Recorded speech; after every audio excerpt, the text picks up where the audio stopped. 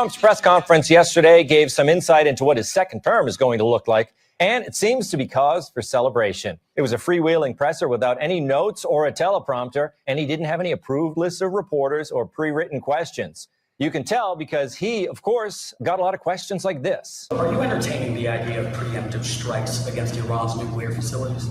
Yes. Against Iran's nuclear facilities? Well, I can't tell you that. I mean, it's a wonderful question, but am I going to do preemptive strikes? Why would I say that? Can you imagine if I said yes or no? You'd say, that was strange that he answered that way. Am I going to do preemptive strikes on Iran? Is that a serious question? How could I answer a question like that? Yeah, how could he answer a question like that?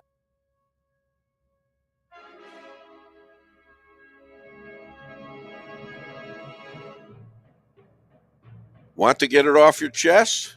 You're in the right place. They accuse this show of being run by boobs. Well, let me tell you about us boobs. We're real and we're spectacular.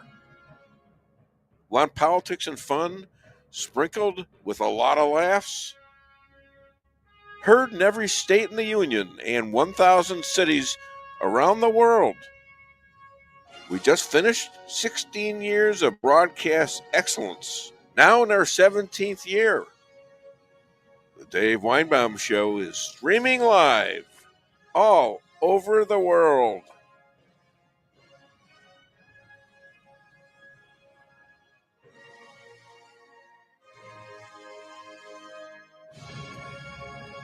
Trump's second go at being elected president is hugely different than his first time. It was and will be, maybe forever, the worst and illegal treatment of a president in our history. As now awakened by Trump's toughness, his fights both with lying politicians trying to impeach him, then downright evil prosecutors stripping him of his wealth and lying through their teeth. This man faced the ultimate insult from these rats. He's had at least 3 assassination attempts, one where it seemed that God saved his life when a bullet aimed at his brain was miraculously moved to his right ear. After the Secret Service on stage jumped on him to avoid more bullets as blood from his right ear landing on his right thumb and his big right toe, he arose amongst the crowd and the SS to stand up on his bloodied body with his fist pumping while shouting, "Fight! Fight! Fight!" This finally broke the left, the rhinos, the blacks, Hispanics, Asians, women, old people, young people. They all started wearing red MAGA hats. And instead of shaming or attacking Trump lovers, this show is dedicated to reveal the truth. And I believe we have done a good job with it. As Mark Zuckerberg, an outrageous Trump hater in the past, said after Trump was shot in the ear and got up to fight, he said, "Trump, what a badass." Trump also demonstrated the art of the deal with the diminutive CEO of SoftBank, who just pledged a $100 billion investment in the United States. Now, what do you think Trump said to that? That sounds good enough? Not quite. Would you make it $200 billion? I said, he can, believe it or not, he can actually afford to do that. Would you do that? Well, my promise is 100, but he's now asking to do more. I will try to make it happen. That's good. All right. 200. He'll make it. 200 million investment. He is a great negotiator. He is. Trump drives a harder bargain with Japan than Godzilla. All right, that's Tom Shalhoub, who sat in for Gutfeld, and I thought he did a marvelous job. We got a great show today. First of all, let me introduce you to Santa's wife. I didn't know you were married to somebody else. My wife, dressed in her little, is that like an elf costume or what? I'd say it's a Mrs. Claus dress. Mrs. Claus dress. Yeah, that'd be mine. So you've been cheating with Santa on me? You know, you were Santa 1 year.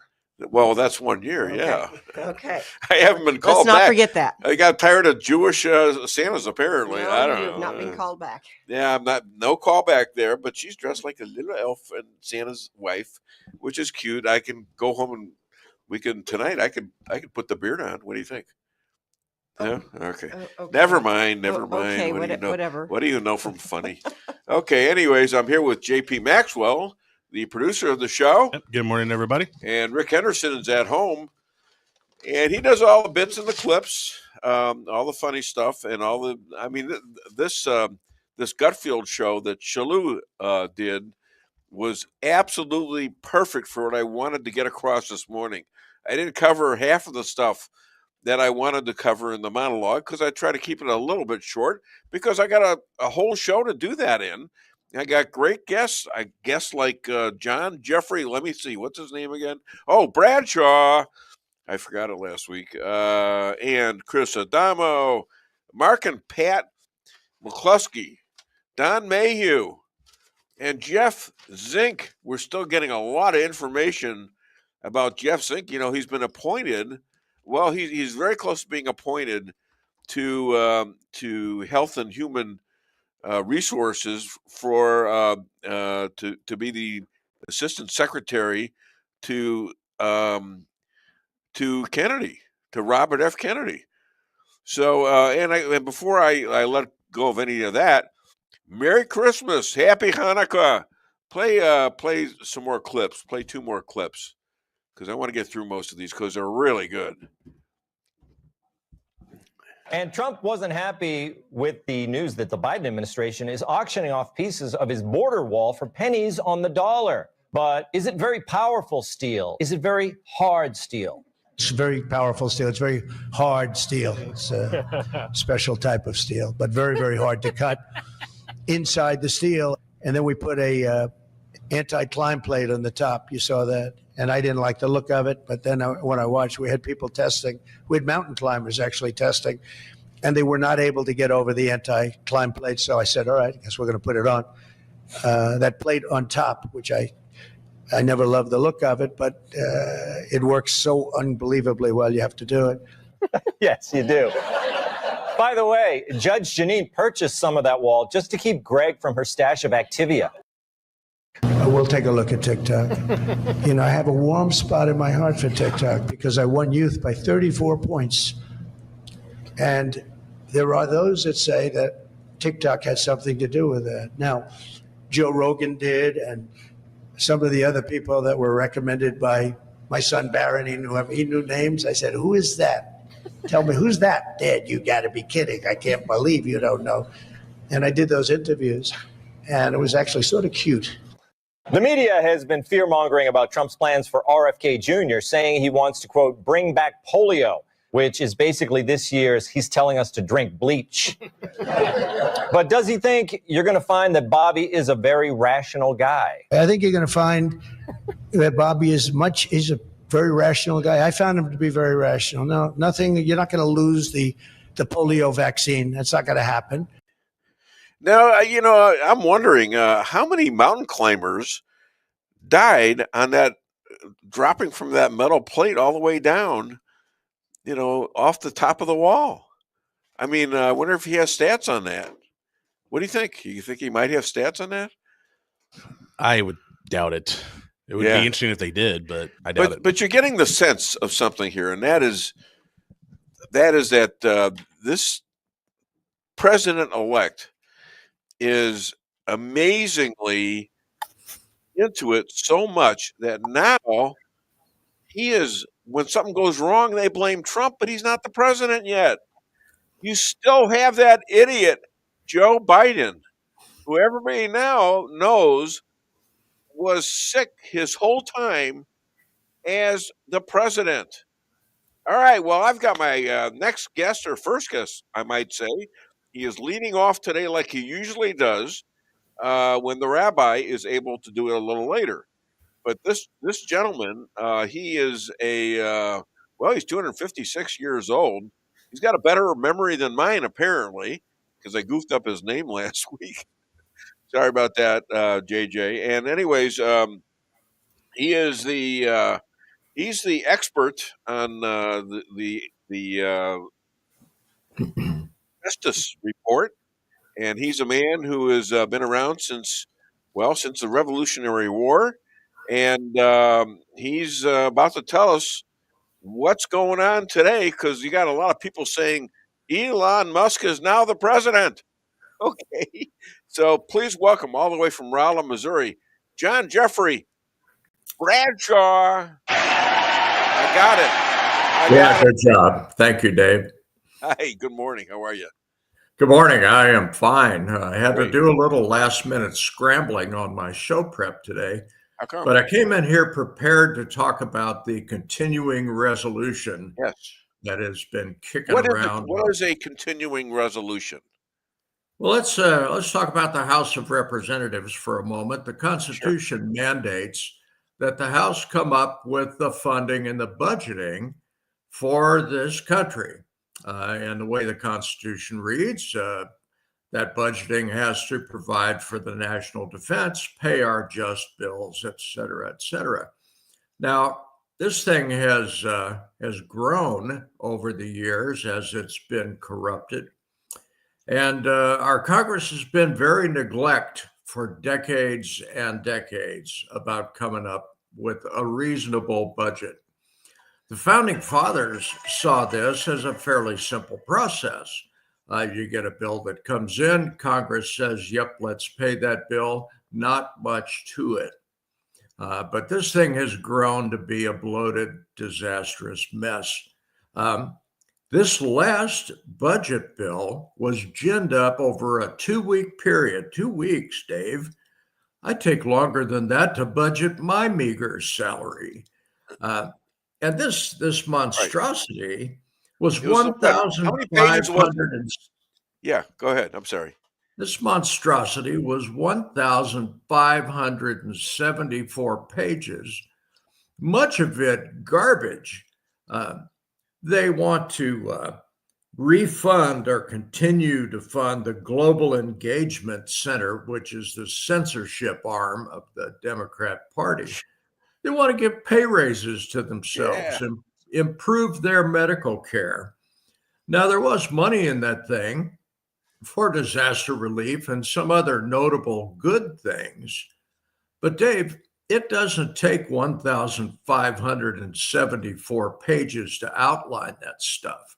And this was just a ton of garbage thrown in by Republicans and Democrats both. And this was supposedly a compromise bicameral bill. Let me say this. Some of the Republicans said it wasn't strict enough. And some of the Republicans are rhinos, and frankly, they ought to be booted out of office. They're used to doing this every. They don't want the aggravation. They say one thing and Trump, we'll follow Trump, and then they just, they drop it when the election's over. Well, Dave, Trump is not yet president, but this thing was a little Easter egg for his upcoming presidency. In this bill was a piece of legislation to increase the debt limit, which sadly, I'm afraid is going to happen because our government spends money like a drunken sailor in Bangkok. Okay, this thing comes along. Musk reads it. Vivek reads it. Vivek tore it to pieces. Yeah. And the three of them said, this is garbage. You guys can come up with something better than this. This thing should never have seen the light of day, much less be voted on. Well, this abomination went down in flames. Now, these guys have got a plan B. They've always got a plan B. So they come up with another little quickie that was 116 pages and a stripped down version of the monstrosity.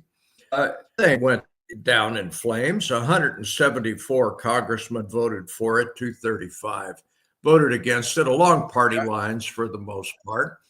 So unless some Hail Mary miracle comes along, our government will shut down at midnight tonight. Well, is that a bad thing? As a far right-wing radical, no, that's not a bad thing. Our government functions best when it's shut down because they do less damage. Well, here's my question.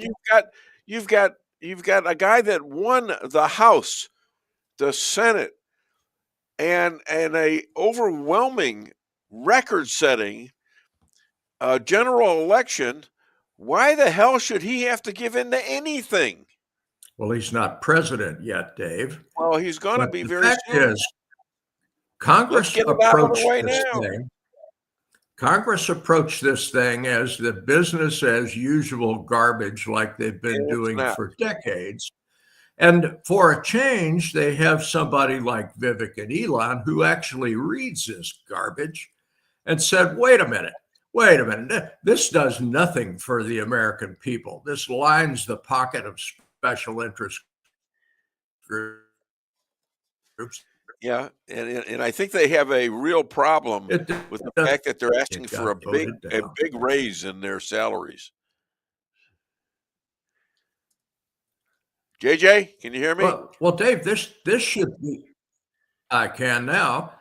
This should be a wake-up call for the members of our Congress that the citizens of this country are not going to stand for this BS business as usual like they've been doing.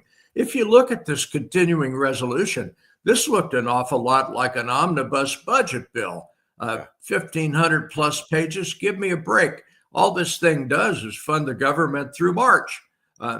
So you want to shut her down, shut her down. Now, let's talk about the stain on the Biden administration as a result of this thing. The last thing Democrats want on the record is a government shutdown in the last few days of Biden's thoroughly discredited and stained executive branch. They don't want that in the worst sort of way. And the Democrat leadership, who frankly are pretty far left, negotiated this stinker of a bill with the leadership of the Republicans, who are frankly pretty inept.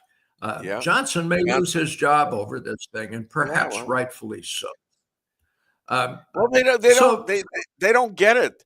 I don't know. I don't understand what the message was that Johnson was using to go along with them in the first place. But you saw McCarthy burned out in it. He gave it all away, and now Johnson's apparently doing the same thing. And now he's been corrected. But it's now Trump's bag, and he has a lot of weapons with him, especially with what you mentioned with Elon Musk and Vivek Ramaswamy. How's that?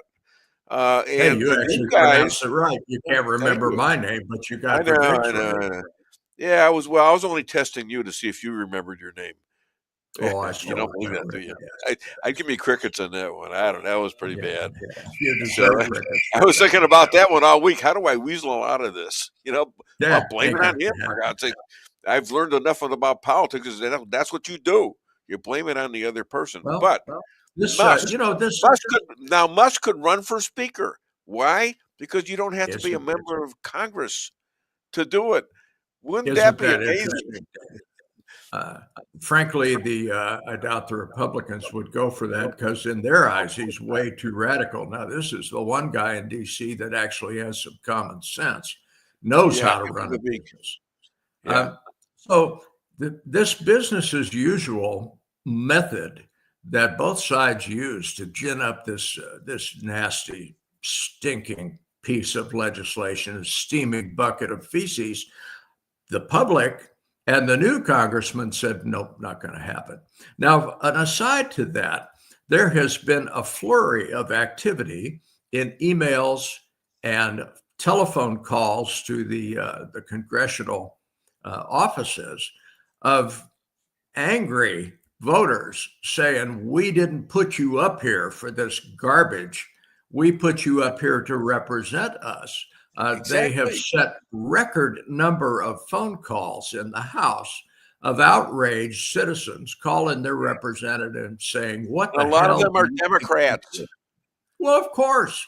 They're from both sides, all races. And one of the things that Musk said was people that support this sort of thing, representatives, 2 years from now need to be primaried. Boot them out. That's right. Well, we need to take care of business long before 2 years from now. But I think what the rank and file Republicans and Democrats in the Congress are seeing is that there's an awful lot of their constituents that are saying, you better do something right here, boy, or we're going to kick your dumb butt to the curb. Good. That needed to happen. Yeah. Now, back to Biden. Biden is inheriting a lose-lose situation. If they pass some sort of continuing resolution, which is a giveaway, like they all are, pork gets thrown in there by every guy in the Congress. Pork and raises in your salary. When the American public there's is a bunch of people that don't deserve a pay raise. They ought to be working for minimum wage or less, judging by their performance. So Biden inherits this stain no matter which way this thing goes. Now, Trump inherits a mess. He has got an unstable budget. He just had the Fed cut the rates another 0.25%. I could go on about that little disaster as well, but this is an untenable situation, and it's got a drop dead date of midnight tonight. Yep. So my opinion, and I guess you have me on here to hear my opinion, is go ahead, shut her down. Shut her down, leave her shut down. People say, oh my God, a government shutdown, the world's going to end. Well, no, it happened in 2019. It's happened again and again and again and again. Essential services keep on going. Air traffic controllers don't get paid, but they keep right on working because they know when this is done, they're going to get their money. It's not like we shut down our military and shut down all the highways and say, well, we're out of business now. It doesn't work that way. Essential services continue. So this political ploy, and that's all this is, Dave, is a cheap political ploy by the powers that be to try to torpedo Trump's presidency as he comes in. I would expect no less from the Democrats. Neither would I. I would expect no less from the rhinos. Well, I would expect a lot. I would expect finally the rhinos to get into line and stop lying to their constituents because they got a powerful president who has now been elected, and their constituents, I don't think are be as tolerant as even the Democrats are. Way less tolerant, Dave. The flavor of this has changed radically since Trump won the presidency. I think the Democrats were rather surprised. Now, their inside circle were probably saying, yeah, I'm afraid Kamala's going to lose because it's obvious. It's obvious. But they put on a good show, and the DNC was saying, oh, this is too close to call. And yeah, she's going to make it. Well, she didn't.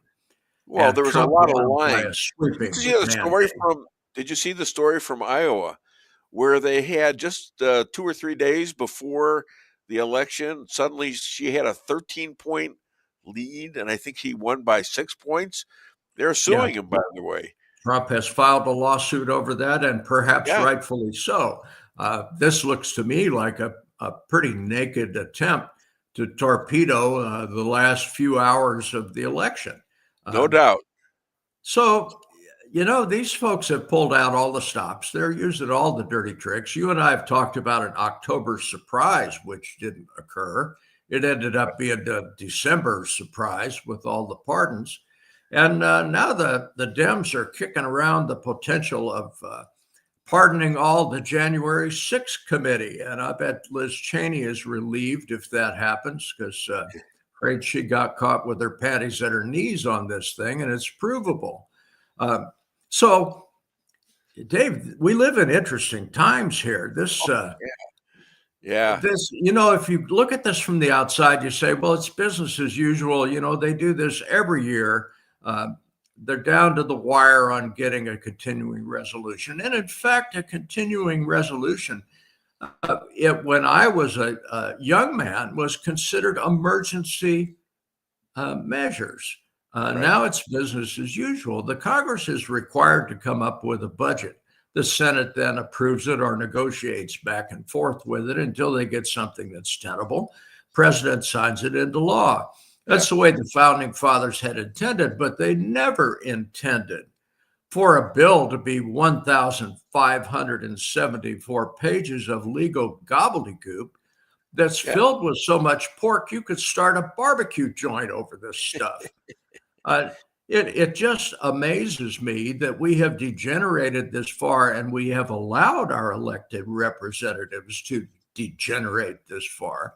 I think the Trump and Vivek and Elon Musk team is going to strip an awful lot of that stuff away. And, every incoming administration talks about transparency. Obama said his was going to be the most transparent administration in the history of the United States. Joe Biden said very much the same thing. And all of these things were done behind closed doors. You never knew what was going on until a result popped up. And frankly, the results were always something that did not improve the life of the citizens of the United States. Let's talk about this 1,500-page piece of garbage for a moment. You know who writes this stuff? They're not elected. They're lobbyists.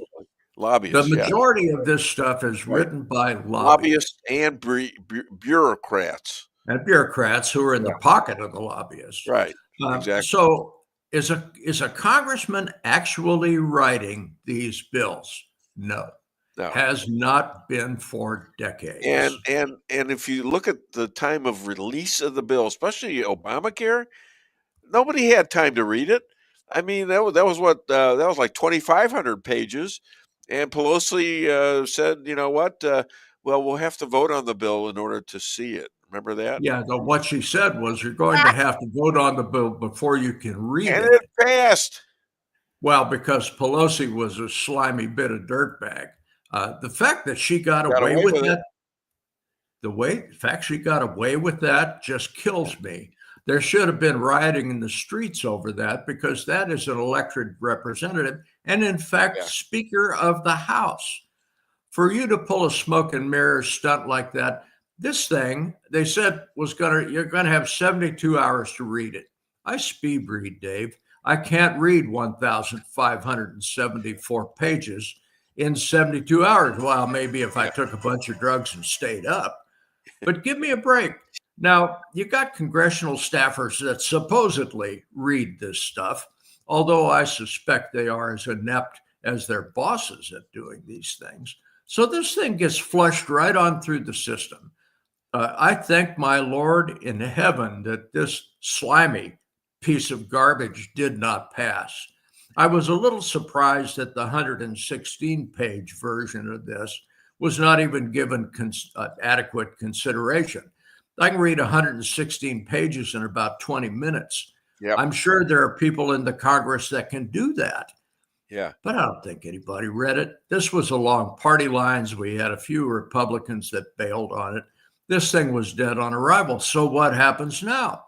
Do they come up with another last-ditch piece of legislation? Maybe pare it down to 100 pages? Maybe take some of the garbage out of it? I don't know. Well, they did make progress. They did take a lot of stuff out of it, but the Democrats right now are sticking to their guns. I don't know if they are, though. I think they're getting a lot of pressure, and it's not like the old days. It's not like 2016. Oh, I think they're going to vote. The Dems are going to vote as a bloc, Dave. They've been conditioned to do that for so many years. Yeah, well, we chipped one of away the at things that that's block. wrong with the Republican Party, Dave, is they are fractious. There are actually a few actually independent thinkers in that litter of bozos. But the Dems are going to vote in lockstep. The Republicans are going to be fractious. I think it's going to remain that way until Donald J. Trump takes the helm. Now, a few days into the new year, the Congress reconvenes and we start getting some action done by the new folks. Right. I know the pressure is tremendous on these folks, and I am not envious of them. But think about it. You guys brought this on yourselves. You ruled as a ruling elite, didn't pay much attention to us bozos out here in the heartland. And now I think you're going to have to pay the price for it. I think Vivek and Elon are going to hold your feet to the fire. This new budget, that 1,574 page abomination, would have increased. Let me see, where is it in my notes? Would have increased 7% on last year's GDP.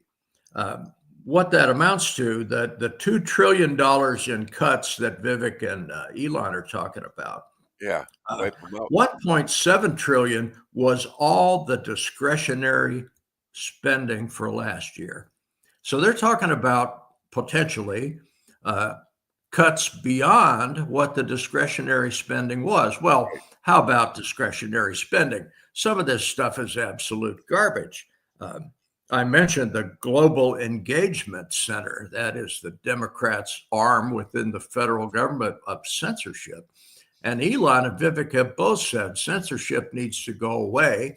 And frankly, if you're one of those outfits that has colluded with a corrupt federal government and performed censorship, for example, COVID, for example, the Trump presidency, you're going to have a hard time surviving. Why? Because we have so many independent news organizations now that are actually willing to tell the truth. And when they give you opinion, they actually label it as opinion. My, isn't that a novel thought? Yeah, things have changed. I think these things are going to change. And it takes a little patience. I mean, it was predictable what the Democrats did. Predictable. If I was a Democrat, I probably would have said, let's go for it anyways and see what happens, right? Yeah, that's the worst I can say is no. And so I understand that. But now we have to understand what our position is. Our position has changed dramatically. Trump has a lot more. Trump has oodles of power. He's got all these executives coming from all over the world, and Trudeau and Macron, and he's going. I mean, it's amazing. They're all kissing his ring. All right. Yeah, I think they're kissing a little. Sees that. Everybody sees that. When he went to Notre Dame, all the politicians from all over the world there were just staring at him. Even Dr. Biden, Biden's wife was staring at him. Did you see that look that she gave him? That was a look of admiration. Yes, and I never expected that out of Joe Biden. Things have changed. Things have changed, and we need to take advantage. Sort of like Israel with the constantly mowing the lawn BS, which I always said was BS. You know, once you are given a situation like you did on October the 7th, you're at war until you kill every one of them. That's every right. single one of them. And to hell with the rest, you know, and you either give our hostages back or you're all going to die. Benjamin Netanyahu has done a marvelous. They believe it now, but that was important to know. They didn't know it back in October 7th. Otherwise, they probably wouldn't have done it. They should have known. They should have known that should you go too far, we're going to nail you. And they should have done it sooner, but okay. We all know what it is now.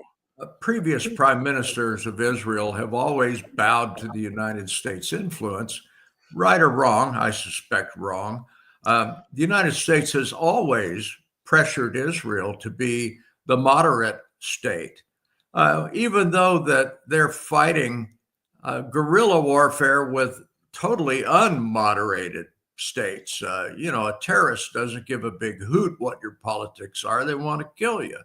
So Netanyahu has done I think he's going to go down as history as one of the best prime ministers in the history of the world. because he has the kahunas to say, nope, we're going to fight this war our way. Yeah. We're going to lose some soldiers and some civilians. That's a given. It's war. You kill people and break things. That's right. We're not going to stop until there isn't one of these terrorists left breathing. Good for you, Benjamin. I think you're doing the righteous thing. And frankly, I think God is on your side. All right. So, you better clear up your language because Jean Bradshaw is listening and she's watching. I hope she's not engaging in censorship. Roy Maddox. All right. Good morning from Oklahoma. Merry Christmas to all. Thank you, Roy. Merry Christmas to you and yours. And here's a blue dog there. That's Buddy Love. Dog, honey. No, I saw it. Okay. I saw it. Listen, I got to get going. I got another interview, don't I? At 8:40. Yeah. All right. Listen, my friend, this has been a lot of fun. Had you back as the opening act. Thank you so much, John Jeffrey Bradshaw. Merry Christmas. It's been my pleasure, Dave. I will talk with you next Friday. All right. It's not going to happen. I'm going to be off for the next 2 weeks. Goodness. It's hard for me to even say that. Very well. How about the Friday after that? Yeah. Well, the Friday, 2 weeks. June 10th. Yeah. June 10th. January. Yeah, June 10th. Thanks for that. Thanks for throwing that out. January 10th. All right. That'll Going work. away. I can't say where. Has been my pleasure, Dave. Good day. All right. As always, it's been my pleasure. The pleasure is mine. Don't try to take all the pleasure because we're both pleasured. All right. Now say, be nice to your wife and have a Merry Christmas. And the same to you, Dave. Bye. Thank you. Bye-bye. All right. We need to squeeze some commercials in here. I don't need to squeeze them. I don't need to squeeze it because I have a little break. Yeah, it'll be too tight. So play a couple more of the clips because I want to get as many of these clips in there as possible. And how about those mysterious drones popping up all over New Jersey and other states up and down the East Coast? Does our military know where they took off from? Our military knows where they took off from. If it's a garage, they can go right into that garage. They know where it came from and where it went. And for some reason, they don't want to comment. And for some reason, they want to keep people in suspense. Yeah, I don't want the military in my garage. Unless they look like Pete Hegseth. Yeah. But all in all, it was an hour-long tour de force. And now Trump seems to be clearing a path to actually govern. So we don't want to get ahead of ourselves, but do we finally have a reason to be optimistic about making America great again? I hope so. He went over an hour, and I don't know if you felt the same way. There were times where I had to remind myself that he is not president yet. Right. Yeah. Right. It kind of feels like he is the president. People say it's like he's acting president. And you can see it actually seeping into the mentality even of the people who hate him, where I'm seeing on social media, like friends and strangers blaming Trump for things that are happening now. Yeah. Like, he's not president. It's still your guy. I think Biden's going to do this at some point. He's like, my successor has done fill in the blank. It's like, dude, you are in office for the next, 35 days? And people are just over it. They've skipped ahead. He just doesn't have the authority yet. It's so true. I mean, we all kind of feel that way. We're feeling optimistic, right, Joe? Sure. And so I saw you were kind of laughing along with this presser, with those clips. He does have a great sense of comic timing. Would you say he's a colleague of yours in the world of stand-up comedy? Trump is really funny, and it's a good contrast to when Biden used to say some nonsense and then go, no joke. And people would say, yeah, that wasn't a joke. Yeah, no one exactly. thinks you're joking. I think you can tell he's got the press on their heels because the gotcha questions are getting more and more ridiculous. There's Mr. President, do you have any secret plans you can fill us in on right now? If you bomb Tehran, will you send them a save the date email first? And now you have this relationship where we can say to him, like, that's a stupid question. Why are you wasting our time with that? I like that it's such a contrast, like Guy said, that you see people moaning about why doesn't Trump do something about it? Because he hasn't taken over yet. All right, ladies and gentlemen, I see somebody staring at me saying, am I supposed to be here this early or what? Anyways, he's a conservative, anti-socialism, elite pizza lover, understands what forget about it means, and he's an expert on Marxism, the expert for the Dave Weinbaum Show. Please welcome Chris Adamo. And also, he is the author of Rules for Defeating Radicals. Yeah, I had to bring my mic over here. Can you hear me okay? I can hear you. Can you hear me? Yep, I can hear you great. This thing has a habit of shutting down all of a sudden. Oh, there's my book. Thank you. Sorry. There's A your little book. Yes, disorganized this morning. You got me up early, Dave, and I wasn't really sure that you meant it when you said 8:40. I mean, this is kind of early, but you know what? You're anyway.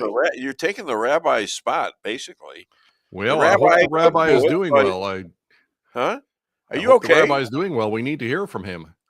Well, yeah, but he was traveling today. Oh, okay. Oh, sorry. You know, that happens about 3 or 4 times a year where he has to go and talk to safe travels to him. He's definitely eyes on the ground. We need that. So sometimes he stays at my house even. Oh, yeah. So I have my wife who's a Christian minister, and then I have a rabbi staying with us. It's a little weird. Let me tell you. So I won't bring over the pepperoni pizza while he's there. I'll make you. You know what? I got somebody gave me a the gal that cleans her house couple times once a week, and my wife has this big sword for being a minister. The sword of truth. Okay, good. The church out here that she got it from. I mean, this thing is huge. It's the sword of Solomon, right?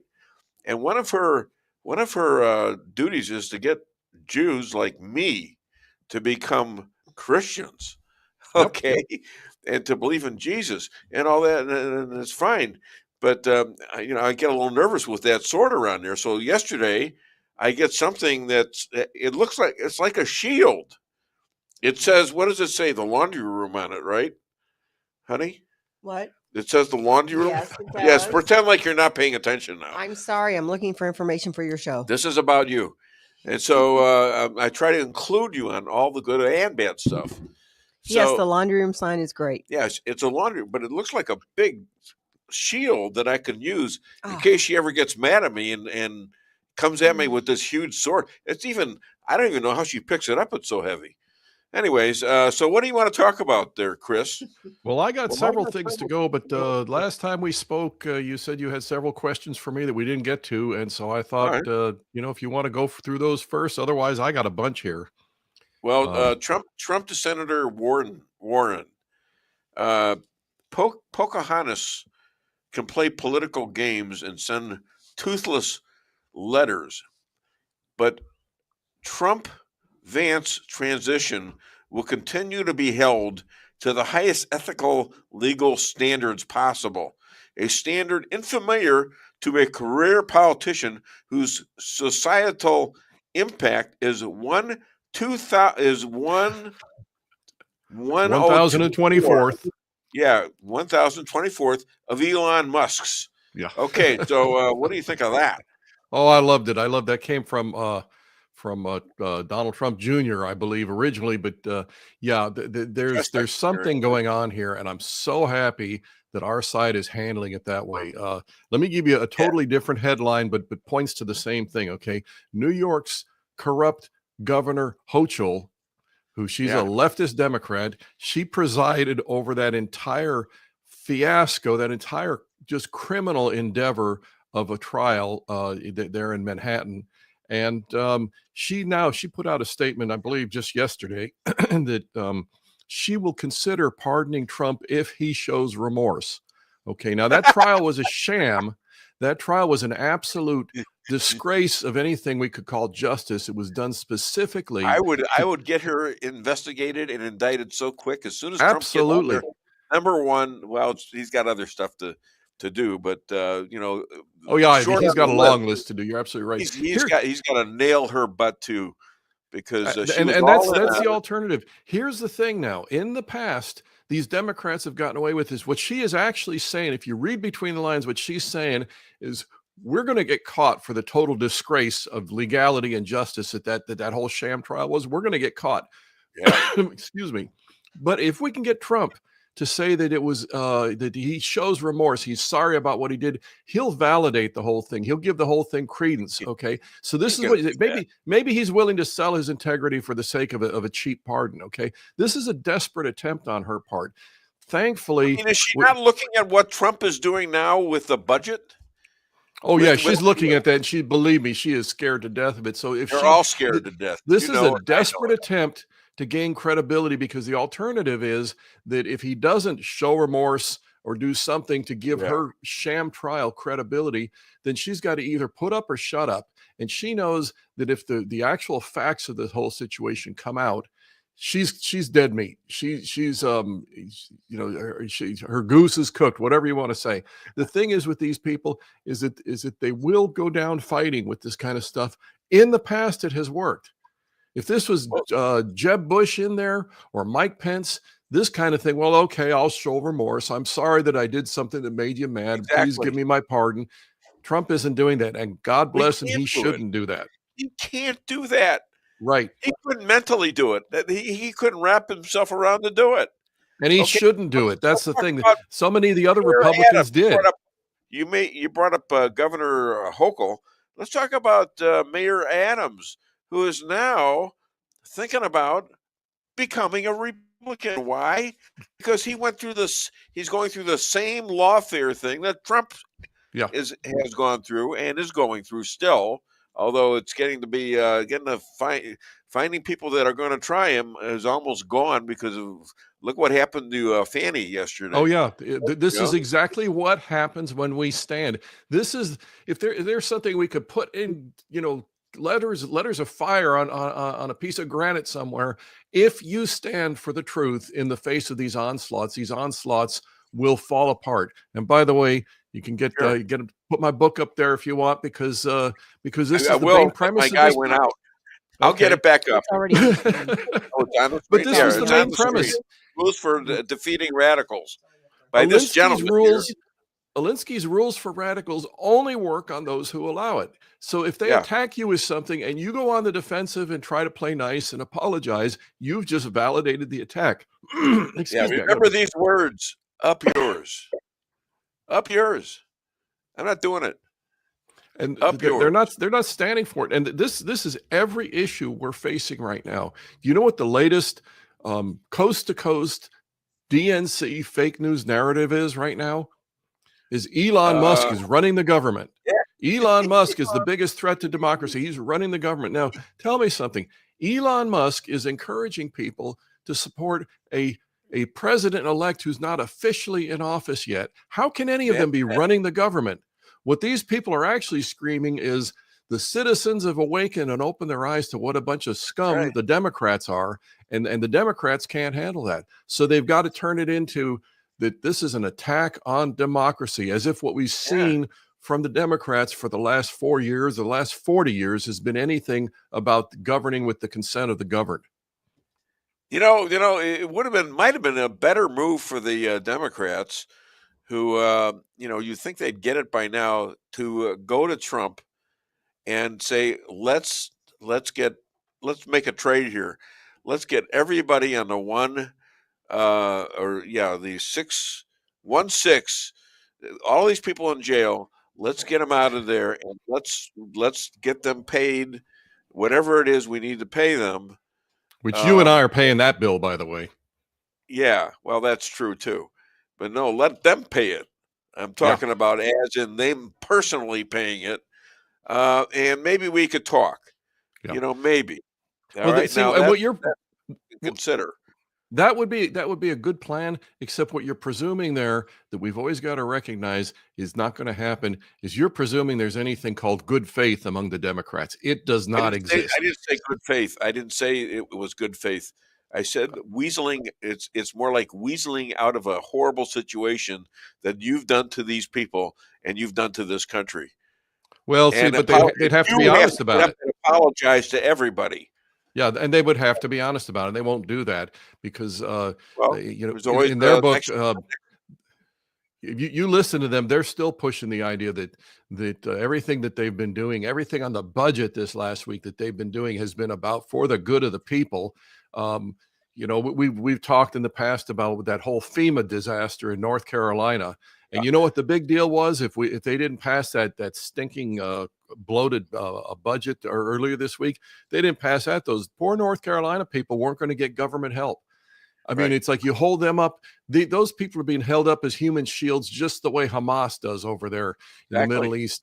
And these guys are demanding a big pay raise. And there's what's his name, Mike Johnson. There he is in there stumping for the whole thing the whole time, instead of saying this is an atrocity. Well, Mike McCarthy, he's got 30 Republicans voting against Trump right now. Yeah, and Elon Musk came out and said, you know what, these people need to be primaried.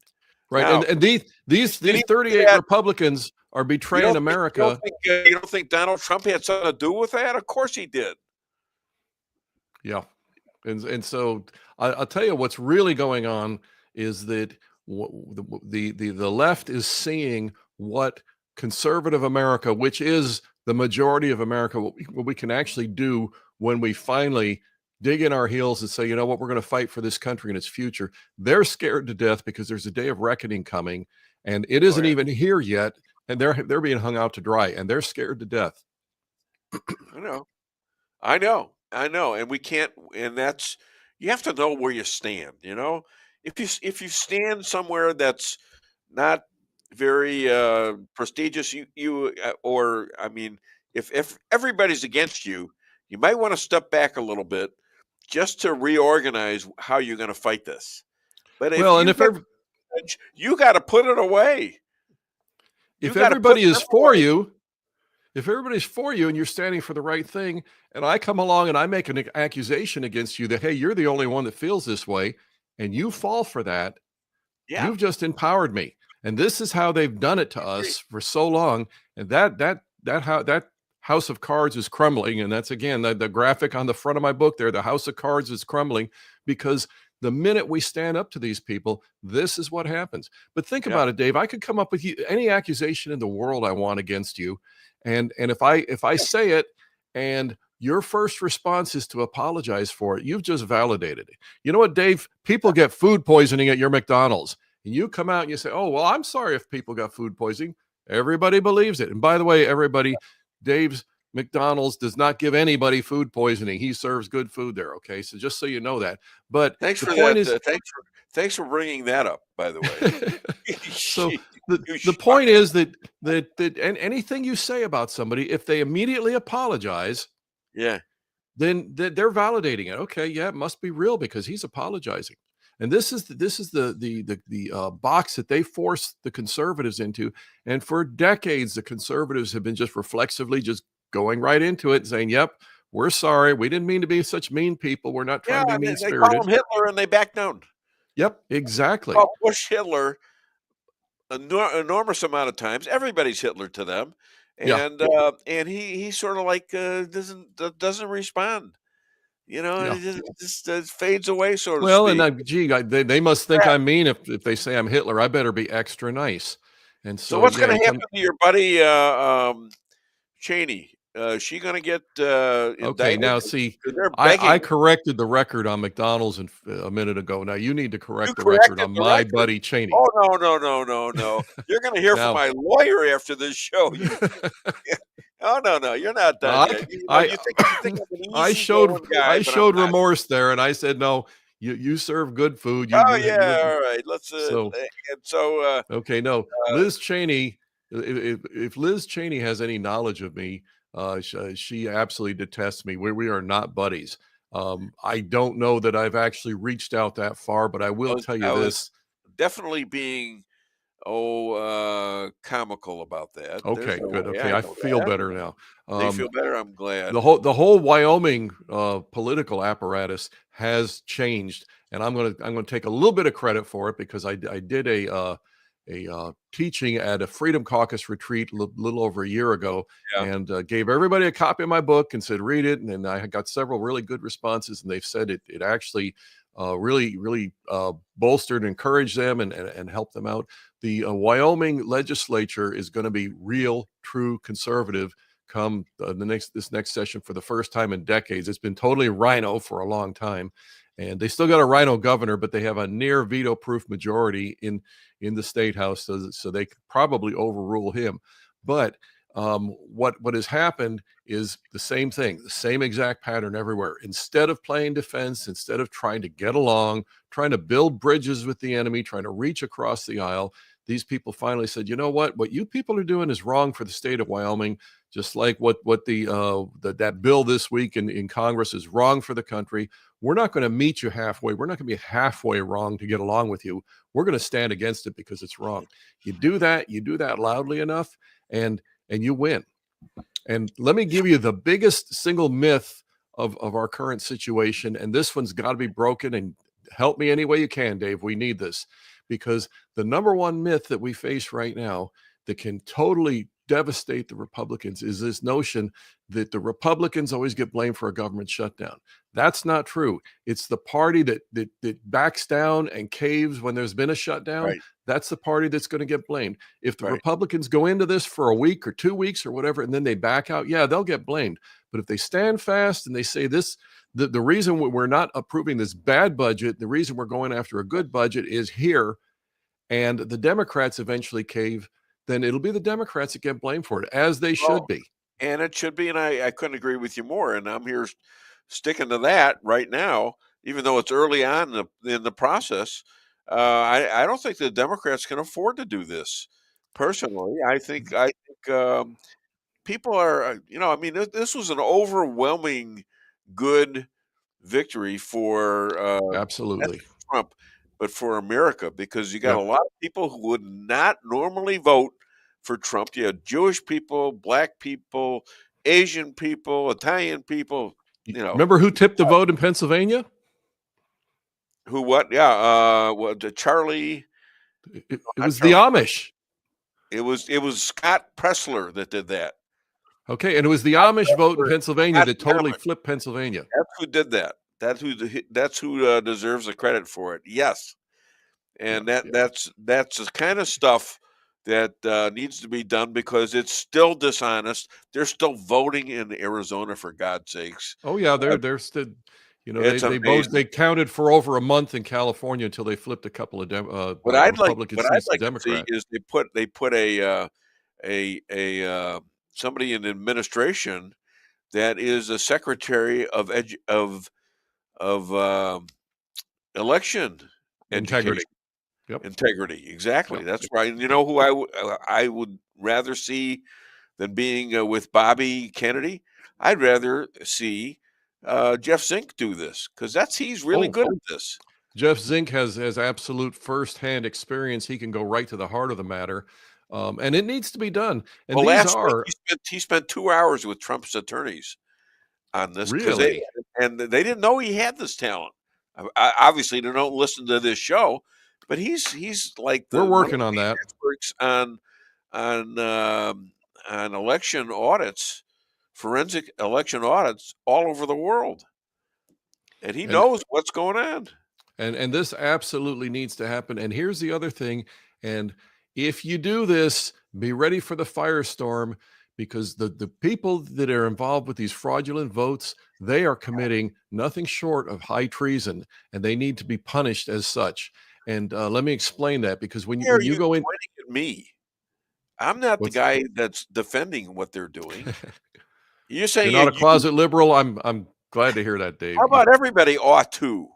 Yeah. Instead of just me, Dave Weinbaum. I've got you've got the torch here. You've got the microphone, and you've got the ability, and you're reaching out. And I got you on my show. Yeah. Hey, you need to get me on. Have you on my show? I'm not afraid. You know that Matt Gaetz is going to be a host on One America News now. You got me on there with Kara McKinney. Now you need to get me on with Matt Gaetz. And if you do, I'll buy you a pizza. It's funny you mentioned that, because one time he was in a Senate hearing, and I was sending. Somehow I got messages out to some of these congressmen, and I wrote something that I forgot what it was about, and he read my sentence as a new question verbatim. Okay, so I knew it was mine. Well, good. So I got a feel for this guy. But what's he going to say? What's his report going to say? I bet you it's BS. Well, you need. Oh yeah, that whole thing again. This is a matter of them using that Alinsky strategy to marginalize somebody, and that's what they did to him with this. And the problem here, I'm going to tell you, it's we've had a lot of winning lately, but that was one where our side went on the defensive, hung him out to dry. They put him out as the old Alinsky freeze and isolate your target, and that's what they did to Matt Gaetz, and it worked, unfortunately. And this we need to fight this differently. That should never have happened. If he played spin the bottle in high school, and they're going to make a big deal out of that, let's look at everything else more recent and more severe that everybody else has done. And we don't play that way. You've got hundreds of thousands of kids in this country from other countries who don't have any parents. There are slaves in this country. There are sex slaves. There's women that are sex slaves. All of this quadrupled millions of people by the Biden administration. Exactly. The whole Epstein's Island thing, Damn right.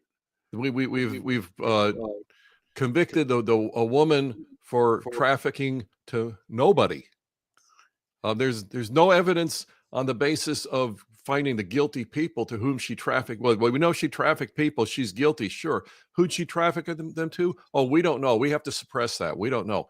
We absolutely do know, and it's being withheld. It's called obstruction of justice, and they've gotten away with this. Do an investigation of the connection between the government, and I'm thinking more or less about the Democrats and the cartels. I'm almost like 99% sure that the cartels are connected to the Democrats. Why do you think the border's raging open the way it is? I mean, absolutely. Why is Arizona like the way it is? Yeah. Who's giving them money? Yeah, and again, you can see this with you can see all of the members of Congress where they go in and on their $174,000 a year salary, they become a multimillionaire in 3 years, like AOC. Of course, AOC probably did it because she's such a smart investor. She's so intelligent. Yeah, right. So yeah, the criminality. Nancy? My God, the Nancy criminality is absolutely rampant. It needs to all be rooted out. Right. All right. So Trump is treating Musk like a co-president. And Vivek, neither of them's in office right now. Huh? I said neither of them's in office right now. Yeah, Musk is going to be the chairman of that Department of Government Efficiency, and they're going to scream about that. Trump is president-elect. The only thing he is actually able to legally do right now is exert diplomatic pressure, shall we call it that? And so they're screaming about this as if something illegal has been done here. No, the only reason Trump and Elon Musk are able to exert such pressure on the system is because they have the backing of the people. Yeah, exactly, and that's huge. It is absolutely enormous. You have to know that, and you have to know when things are against you, but you have to know when things are for you, and you got to take advantage of it.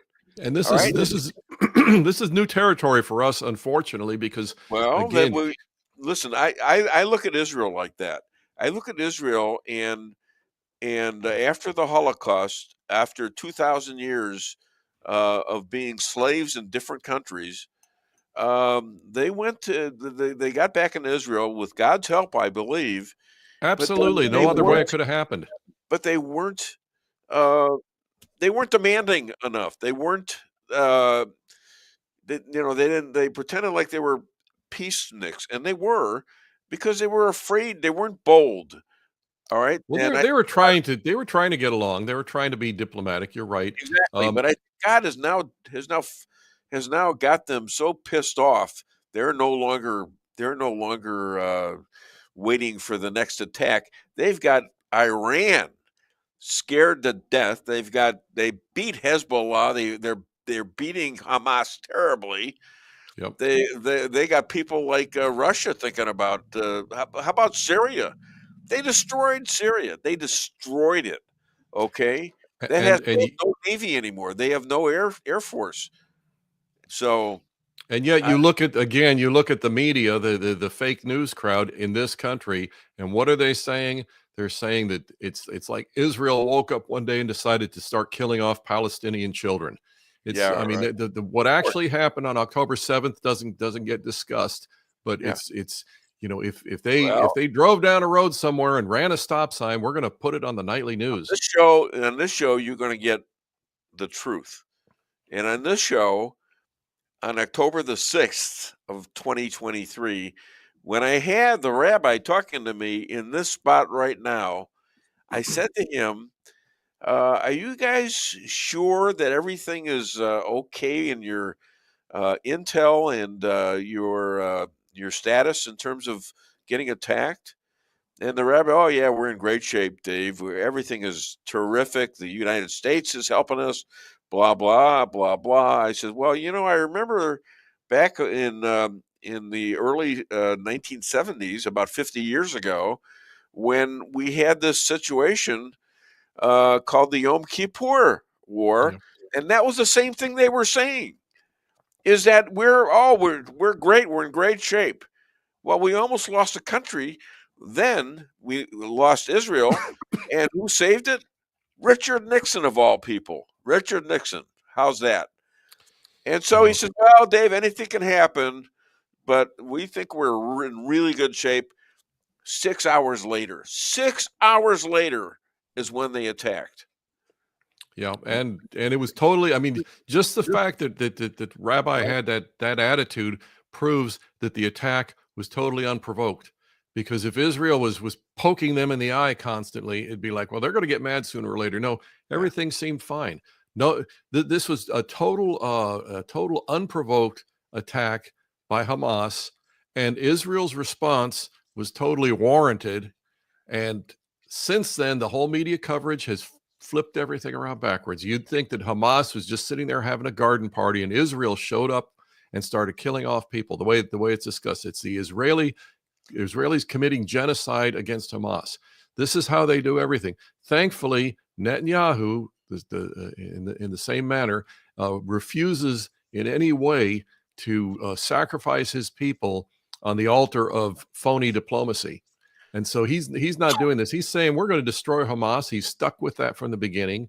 And I think that you're going to see, as well as they've done to destroy these enemies, I think you're going to see that even stepped up a notch in what would it be? A month from today.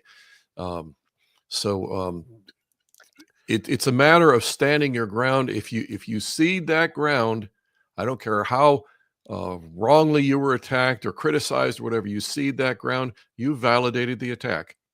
Yeah, absolutely. There's no doubt about it. And it'll go down in history as such. But then again, the history of Jews has not always been truthful. I mean, there's a lot of stuff that goes on that never did. And so there still is anti-Semitism. However, that being said, we're getting along much better with the Christians right now, because the Christians realize that the Muslims aren't just after the Jews. The Muslims are after them too. Well, let me tell you something else. If and I will stand by this. Anti-Semitism is anti-Christian. It's just that simple. Because you know that guy that we're going to celebrate his birthday here in about 5 days. When he died on the cross, there was a little placard put up above him that said "King of the Jews." Okay, so he was Jewish. Now, okay, that part is, so you can't be. You need a drink? I put my last cough drop in. Oh, okay. So you're dealing. Me too. I'm dealing with a little bit of that too. Anyway, I'm directing my beautiful wife here, who is Mrs. Santa Claus now. Anyway, if you're anti-Semitic, you're anti-Semitic, you are against God's plan for His chosen people. You know who His chosen people are? You know who what He said to Abraham? His chosen people, They're the Jews. Okay. Now, he did say also to Abraham, through you, all the nations of the world will be blessed. So we get to be grafted in if that time comes and we want to be. But the point is, God's chosen people are the Jews. You can't be a Christian living as Scripture would tell you to live and be an anti-Semite. Now, does that mean that is in the Quran? The Quran admits that Israel. Yeah, I'm not even going to trust whatever the Quran says. The Jews. Well, yeah, but it does say it. But now also I will add to that. Does that mean that I'm not opposed to anybody because they're Jewish? No, because there's Jewish leftists, and I'm stridently opposed to them, not because they're Jewish, but because they're leftists. Okay. Well, hopefully, I mean, you know me, I'm pretty conservative. Pretty conservative. We're working on you. Yeah, I'm not as nuts as you are. Well, I get accused of being buddies with Liz Cheney, so I've got to fight back somehow. Hey, I want to give you one more thing that I want you to keep an eye on. Yes. And this, I've heard this. I don't know if it originated from General Michael Flynn, but he's a strong advocate of it. God bless him. You're going to see a huge change in the White House press briefing, because you've got these legacy media, these retreads from people like CNN and stuff like that get, they have an audience of 50 people, and they're sitting in the front of the White House press room because they are the elites, the media elites. And Flynn has advocated this. They're looking at actually putting high volume podcasters in the White House press briefing because there's more people paying attention to them than they are to the so-called mainstream fake news.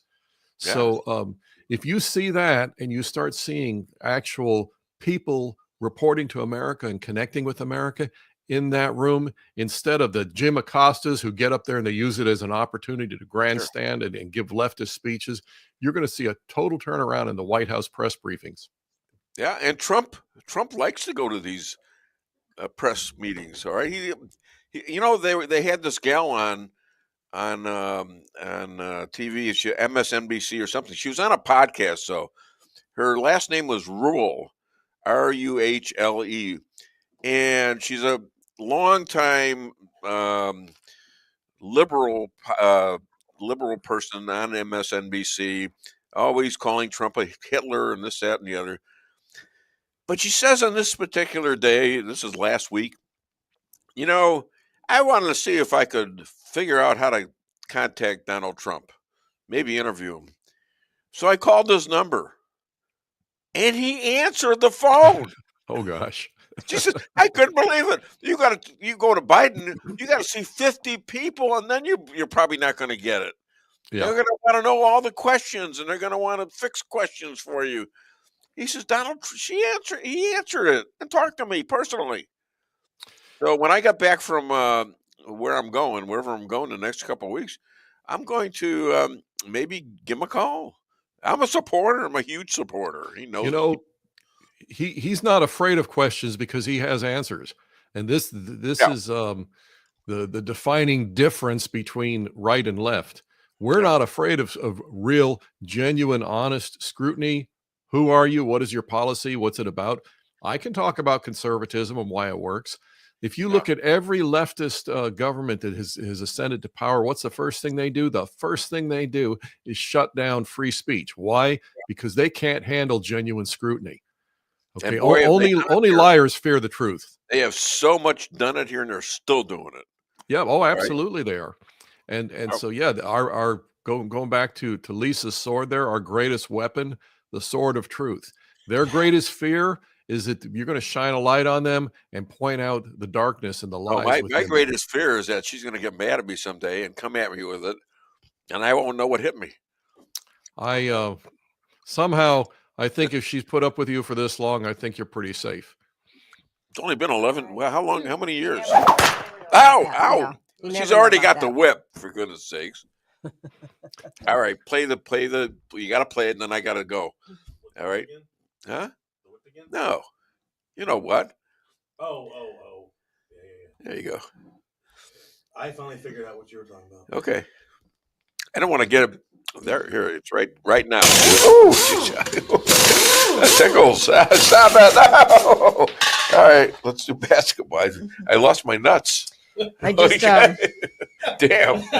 We gotta go straight to the basketball now. I think my nuts just dropped off. Oh man, that hurt. Now you're not even looking at it. He hasn't cracked a smile. Look at this guy is weird. You're weird, I swear to God. JP couldn't stop laughing on that one. He's still laughing at it. Why don't you find that funny? Are you there? I think you're engaged in false accusations. How's that? Well, you're not even smiling. You're sort of trying to smile, but apparently my humor does not affect you, or you have some kind of ridiculous situation where you don't want to be known as laughing at something. Well, I laugh at lots of things. I just what? You don't want to be some guy who's listening to me and just laughing out of the pure nature of something being a little funny. Why? I'm not sure. Okay, I'll tell you what. If you tell a joke, I'll try and laugh about it. Well, you know I'm going to tell you another joke. So what the hell? Now, how about if you tell a real joke? How about how about a joke that I wrote? That's what I mean. How about a real joke instead? Oh, God. See, this is insulting. I don't insult you. I could insult you for your. Wait a minute. There may be lightning striking here any minute. When I get accused of being Liz Cheney's buddy, there. Well, that's a joke. That's not even an accusation. So you have any more questions for me? Because I got one more thing I wanted to mention. Just okay. Other than DaveWeinbaum.net, where can people find you? Okay, I haven't been writing much lately. I've been writing my commentaries. My book is still available at Amazon, and I'm telling you, the people who follow this are winning. I point to the Wyoming legislature, and maybe some of this has gotten into Congress, but it's like, this is how we don't play their stupid game by their stupid rules. This is how we do it right, and this is how we win. So yeah, it's available at Amazon. Did you know that nurses make the best insult comics? They know the best places to stick the needles. Ladies and gentlemen, the saddest look I've ever seen. You better give me. You better. This is. Okay. There you go. Did you hear that? Okay. Okay. What do you want to say quickly? Okay. Yeah, we could go through the news events of the day, but the bottom line is that our side has got to not fall into this defensive mode. They're going to try it. The whole media coast to coast right now is trying to tell us that Elon Musk is running the country, which Trump isn't even in office. There's no way this can be going on. The only thing that happened is Elon Musk has a big enough voice to speak the truth and rally the people, and that's what the left hates more than anything. We've got to recognize that an informed, proactive, conservative base can accomplish things. We can defeat this enemy still. And that's what they're scared of. So they're doing everything they can to put us back on defense, because that's the only way they can prevail. Yeah. And we got to keep reminding them how awful they've been the last 4 years. Even before 4 years, hell, 10 years. They've been awful for 10 years, right from Obama through today. I mean, just horrible. Anyways, thank you so much. Yes. I would even take it back further than that. But yeah, we're finally rising against it. Yeah. At least Bill Clinton, of all the bad things he did, at least he straightened out the damn budget with Newt Gingrich that one time. And that was pretty good. Don't get me started. That this whole government shutdown fiasco started with Bill Clinton. Save it. All right. Okay. You have a great weekend, my friend, and I do mean that. I consider you a friend, and just because you're a smart guy doesn't mean I have to say everything like you want to hear it. Sometimes it's not. It's going to be a little different. Okay. I will buy you a pizza when we're together. I'll buy you a pizza. We'll just sit down and break bread together. I want to taste test it first by you. If it's not the best pizza you've ever tasted, I'll pay for it double. Yeah. Okay. Well, here I got one word for you: forget about it. Okay? There you go. All right. Thank you so much, Chris Adamo. God bless. Have Now, a great you got weekend. applause there. All right. Have a great weekend. Merry Christmas. A little slow on the Merry Christmas, but what the hell? Okay, we got commercials to do. My gosh. Go to where my sponsors are, please.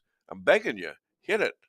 Your home is your castle. You don't need unwanted hassle. Don't let those creatures move in to stay. Let us protect your investments. That's what we're all about. Plank Termite and Pest Control will save the day. Plank is locally owned and family operated right here in Rolla, a Google preferred business. Our customer service and your satisfaction is our #1 goal. So call Plank today at 368-3333. Plank Termite and Pest Control will save the day. Honey, what are you doing? What does it look like I'm doing? It looks like you're filling up a swimming pool. Yep, I'm filling up a swimming pool. In our living room? How else am I going to watch the game and stay cool? If your AC is on the fritz, call Hartley's Climate Control. Hartley's is the area's best in HVAC repairs, installs, and maintenance. Knowledgeable, honest, and dependable. Serving Rolla and the surrounding areas for commercial or residential needs. Hartley's Climate Control. Community born, community raised, community serving. Call Hartley's Climate Control today at 573-368-3163.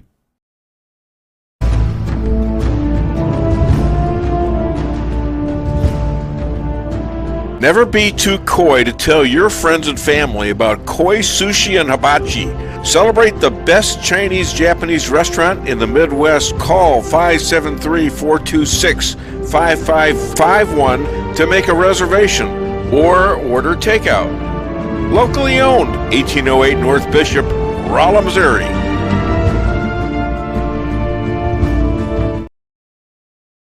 We can sum up McDonald's new crispy chicken sandwich in one word. Crispy. But also juicy and tender. Okay, it's crispy, juicy, tender. All one word. But then, also pickle. Oh, and potato bun, which is 2 words. Okay, we can't sum up our new crispy chicken sandwich in one word, so you'll just have to try it to understand it. Order ahead on the McDonald's app at participating McDonald's. Ba-da-ba-ba-ba. Merrill's Quarry and Asphalt, 40 years serving cities, counties, and everyday businesses with driveways for people who live and work in our little piece of heaven right smack dab in the middle of America. Call 573-578-9101 for your free estimate of rocking, rolling, paving, driveways, sealing, and striping too. That's 573-578-9101 for your free estimate. Your home is your castle. You don't need unwanted hassle. Don't let those creatures move in to stay. Let us protect your investments. That's what we're all about. Plank Termite and Pest Control will save the day. Plank is locally owned and family operated right here in Rolla, a Google preferred business. Our customer service and your satisfaction is our #1 goal. So call Plank today at 368-3333. Plank Termite and Pest Control will save the day. At your locally owned Price Chopper, our standards are high because we know yours are. See for yourself what an incredible fresh selection of grocery items we have in store. Talk to our expert meat associates about what you're looking for. They're happy to meet any special requests like custom cuts, or see our expert produce associates on how to pick out the best fruits and vegetables. Quality in the deli means fresh, full flavor, and always delicious. If you're craving fresh baked goodness, we have that too. You can expect the best selection and the best value while interacting with our friendly and knowledgeable employees. You can find what you're looking for fast and easily at the best prices at Price Chopper. Fresh savings every day.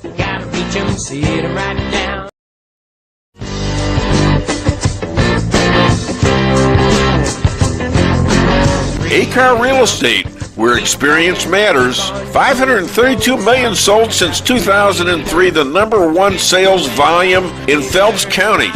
As a client for decades, I can say they are the best in mid-Missouri. Call 573-368-7355. That's 573-368-7355 for the best real estate experience you'll ever have.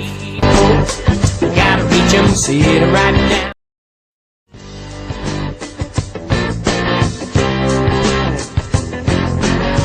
Insurance going up like crazy. Daniel and Henry Insurance is one of the largest private insurance companies in the world.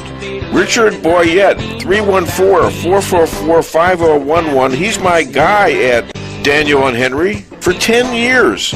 Business or personal, call Richard at 314-444-5011. He's the best.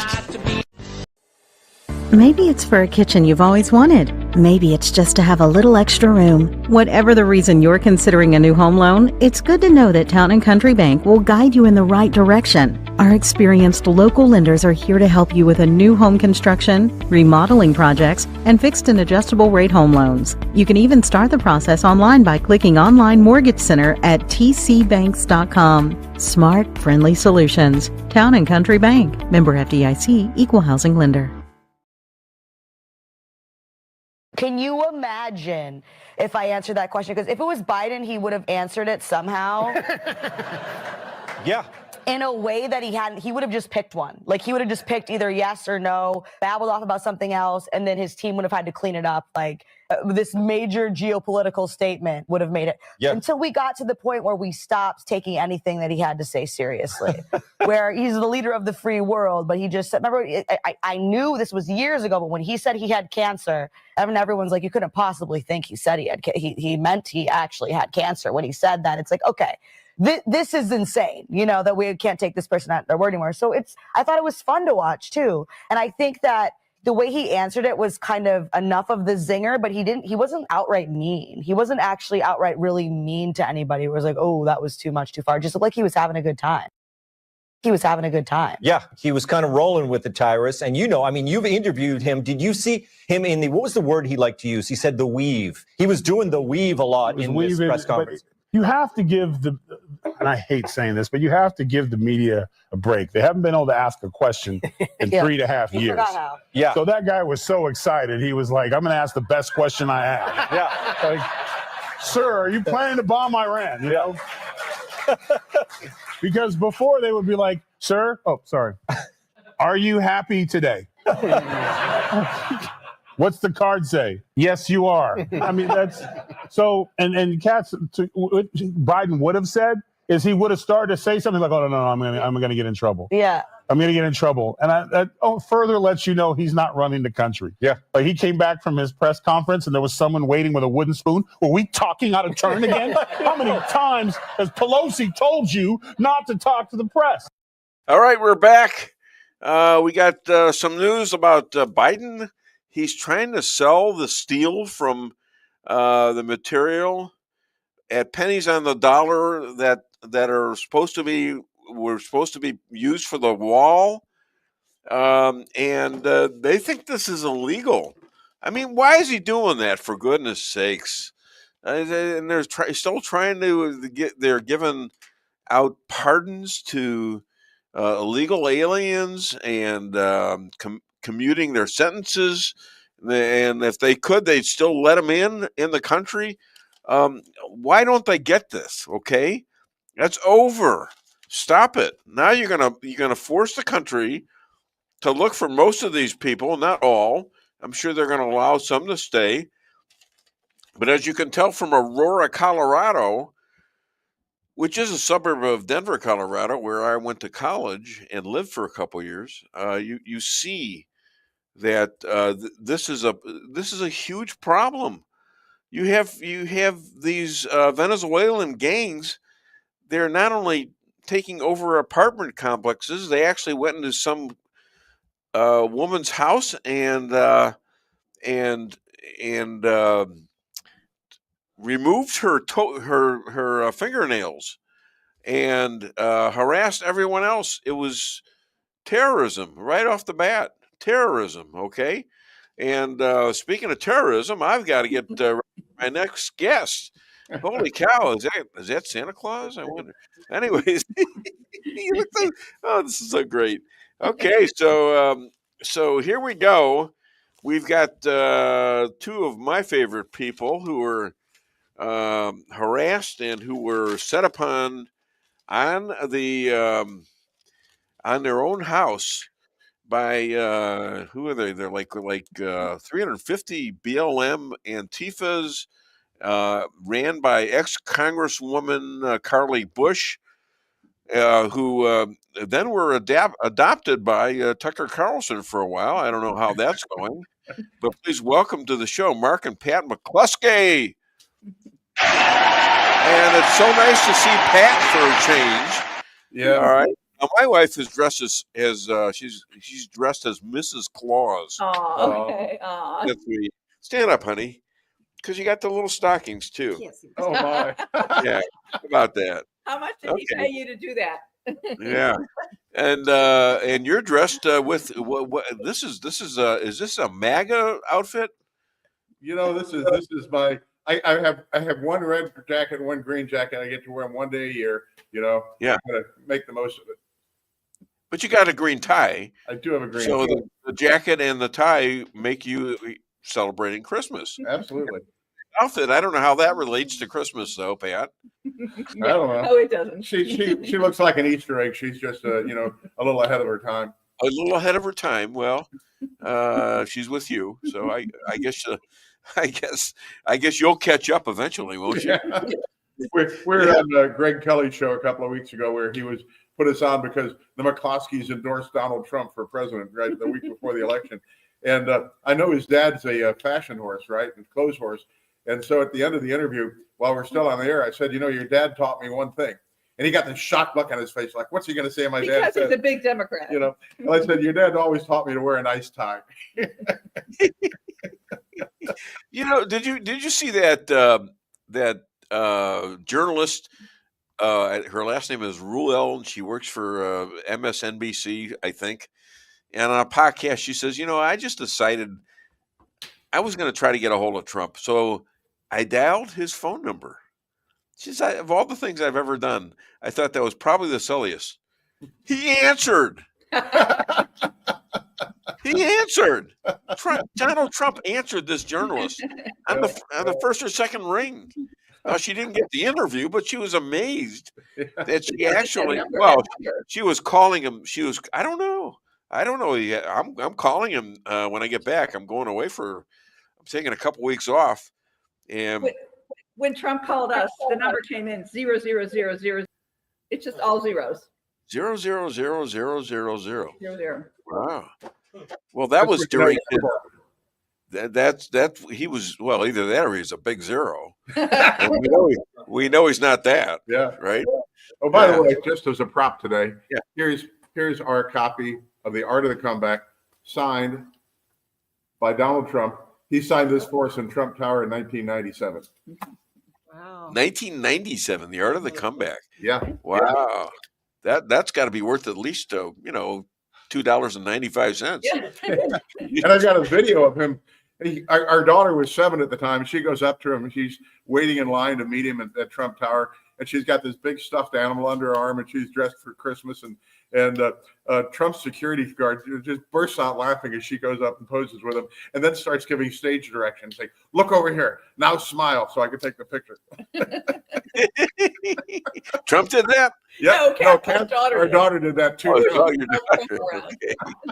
That's cute. You got so many stories. Now, okay. So what do you think of what's happening with the Congress, with Elon and Ramaswamy acting like they're presidents, and Trump isn't even president yet, and they're telling Congress what to do. Yeah, it's just an amazing thing. I mean, at the end of the year, when they always do the cram down, right, when they're always going to push through this hundred billions of dollars of spending so that everybody can get home and stuff their Christmas tree stockings. Elon Musk, an unelected guy, Vivek Ramaswamy, unelected guy, comes in and said, no, you're not going to do that this time. The president doesn't like that. Not the president, but the guy who's going to be president, because right now there's nobody in the White House, right? And everybody says, okay. Right now, what time is it? 9 something right now, 9:30. Yeah, they're talking. Yeah. Yeah. Well, all of my interviews have covered this in my monologue too. It's just that this is such a different election. Even Trump has noticed that everybody seems to like him all of a sudden. It sort of is confusing to him because he's not used to that. He's used to be getting beaten up and shot at all the time, right? Yeah. I mean, come on, right from the get-go, even when they came down the escalator at Trump Tower, they went straight to the FISA courts and started, this false election interference. Yeah. And they've been doing it for 10 years now. And I can't remember who it was, but as soon as he hit the bottom of the escalator, some pundit said, impeachment begins now, right? I don't know. Did they? It wasn't me. Yes. Some pundit said that. Might even have been a pseudo-elected official. Who knows these things? It's been too many years ago. Well, somebody the resilience to be able to withstand all that. Now you're right. Everybody that hated him, Jeff Bezos, Zuckerbucks, all these people are now down there on their hands and knees kissing his ring. It's amazing. Cook, all the when he went to Notre Dame for the remodel, and you saw all these famous people, Macron and even Dr. Biden, Dr. whatever, Dr. Jill. And they're all looking at him. They're all everybody in the room was focused on him. Yeah, in Notre Dame, and probably a lot of great Catholics now have turned to him. I don't think he got a lot of Catholic votes before, but now I think he will and did. Yeah. And Joe Biden's looking at him like he's made out of ice cream the whole time, which is just hard to imagine.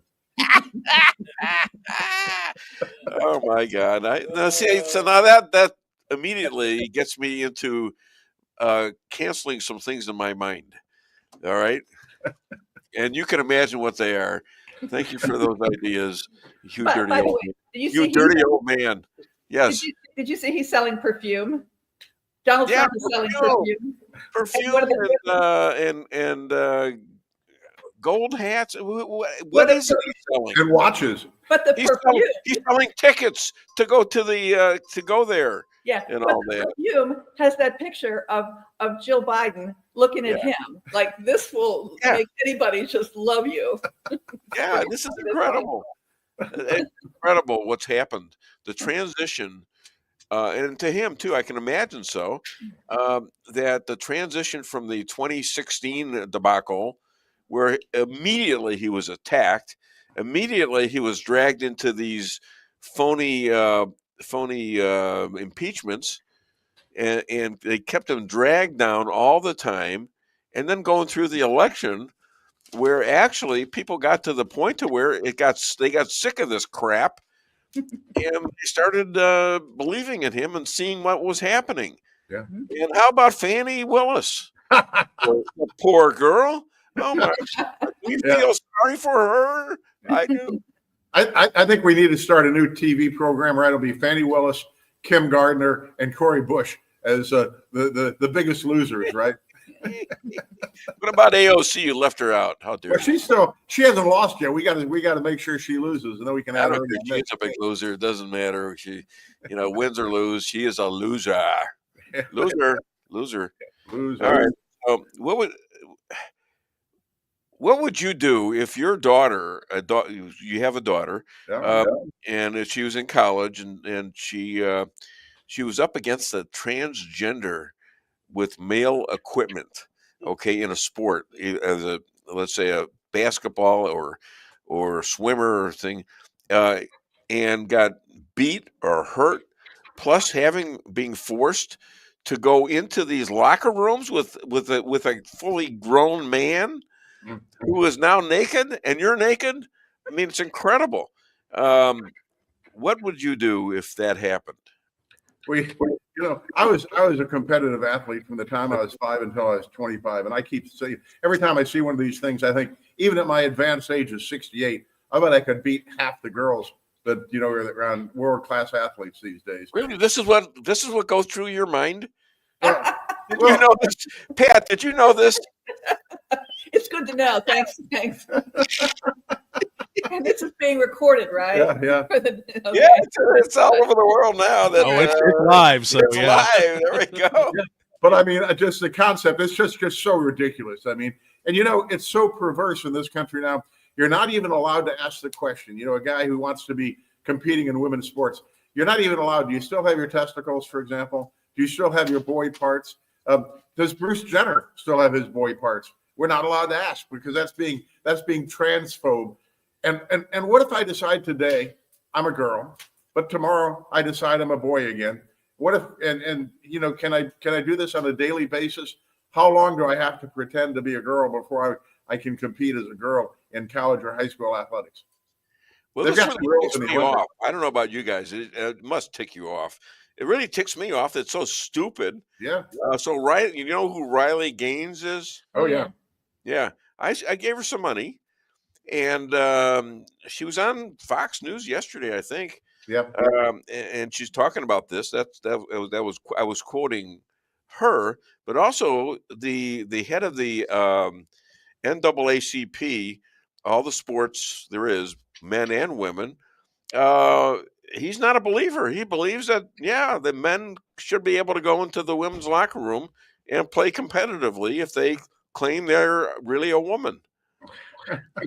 Well, the only historical sport that there has been is what I did, equestrian events. That's man against woman, and you're in there together, and it doesn't matter. But that's the only sport historically that has been men and women together. Otherwise, it just isn't fair. But you don't have to go. You don't have to go into the locker room. In the locker room. They don't want the horses in the locker room. Well, they allow horses into the locker room? What are you talking about? This is getting way off. Wait a minute. What are we? You're getting when I was a child, you shower with horses. This is like a Costner next movie.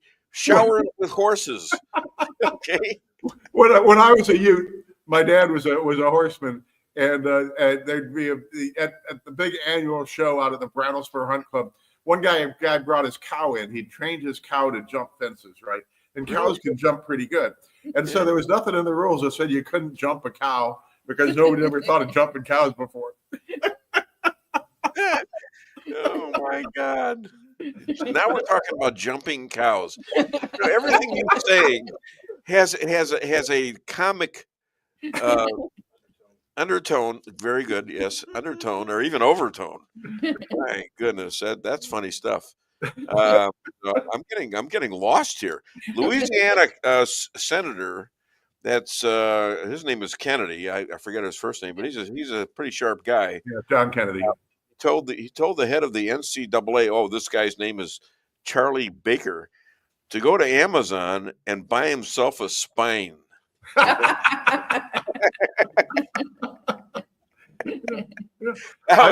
a great line. Senator John Kennedy was interviewing RFK Jr. yesterday. Wouldn't it be funny to be in that room? We got RFK Jr. being interrogated by John Kennedy. Yeah, same guy. Same guy, I believe. Yeah, I don't know. I don't think he's related. No, he's a Southern boy, but he's got a great wit. I'll tell you that. He does. So if Trump wanted you in his cabinet right now, you wouldn't do it. Is that right? Well, I wouldn't mind being head of ATF. I can tell you that, and I wouldn't mind working with Vivek and Elon and cutting the government. Okay. But having to move to DC for even a cabinet level, maybe they. I digress. My mom was instrumental in getting a guy named Jack Buechner, who's recently deceased, elected in the 2nd District back in the 80s when it had been a Democrat stronghold for a long time. And then he didn't get reelected to Congress. So I think G.H.W. Bush appointed him ambassador to Mongolia, right? That's your That's a great place to be. You know what the best thing about that is that really not a good thing, but when they had the uprisings in northern China, it was a Mongolian beef.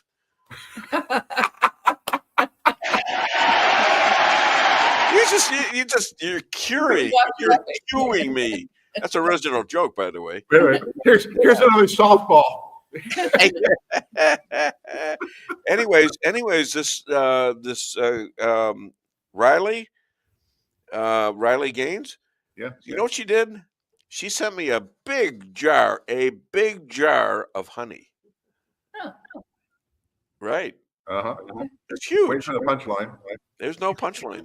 Okay. All right. She sent me a big jar of honey. I had it last week, but you weren't I here. guess you sent her more than we did. I think we gave her $20. We got a little tiny jar, honey. No, we got nothing. I gave her more than that. Put it that way. I gave Trump so much money. He sent back a check. I gave him. He said I gave you too much. I gave you too much.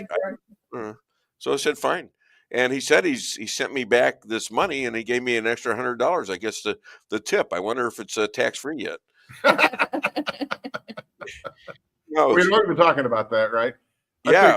From now on, instead of charging my clients 33 1/3%, to represent them, I'm going to charge them 1%, and the rest will be the tip. Yeah, well, maybe that's a good idea. For God's sakes. Yeah. That's one of the best ideas you've ever had. I bet. I have an idea for a while. Besides Pat. So what am I? You guys are getting me all mixed up. It's our job. I know. Well, you're doing a good job. The Speaker of the House. Did you know that he need not be a member of Congress? Yeah. And that Elon Musk or anybody like maybe even Mark McCluskey or Pat McCluskey could be the Speaker of the House. Yeah.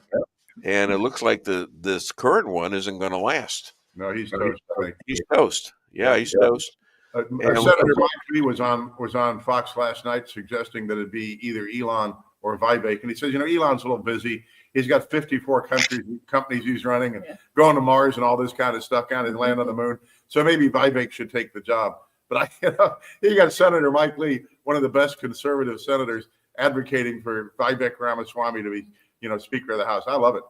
I think we're great. His business partner is in St. Louis. He's my lawyer, Vivek Patel. You know him?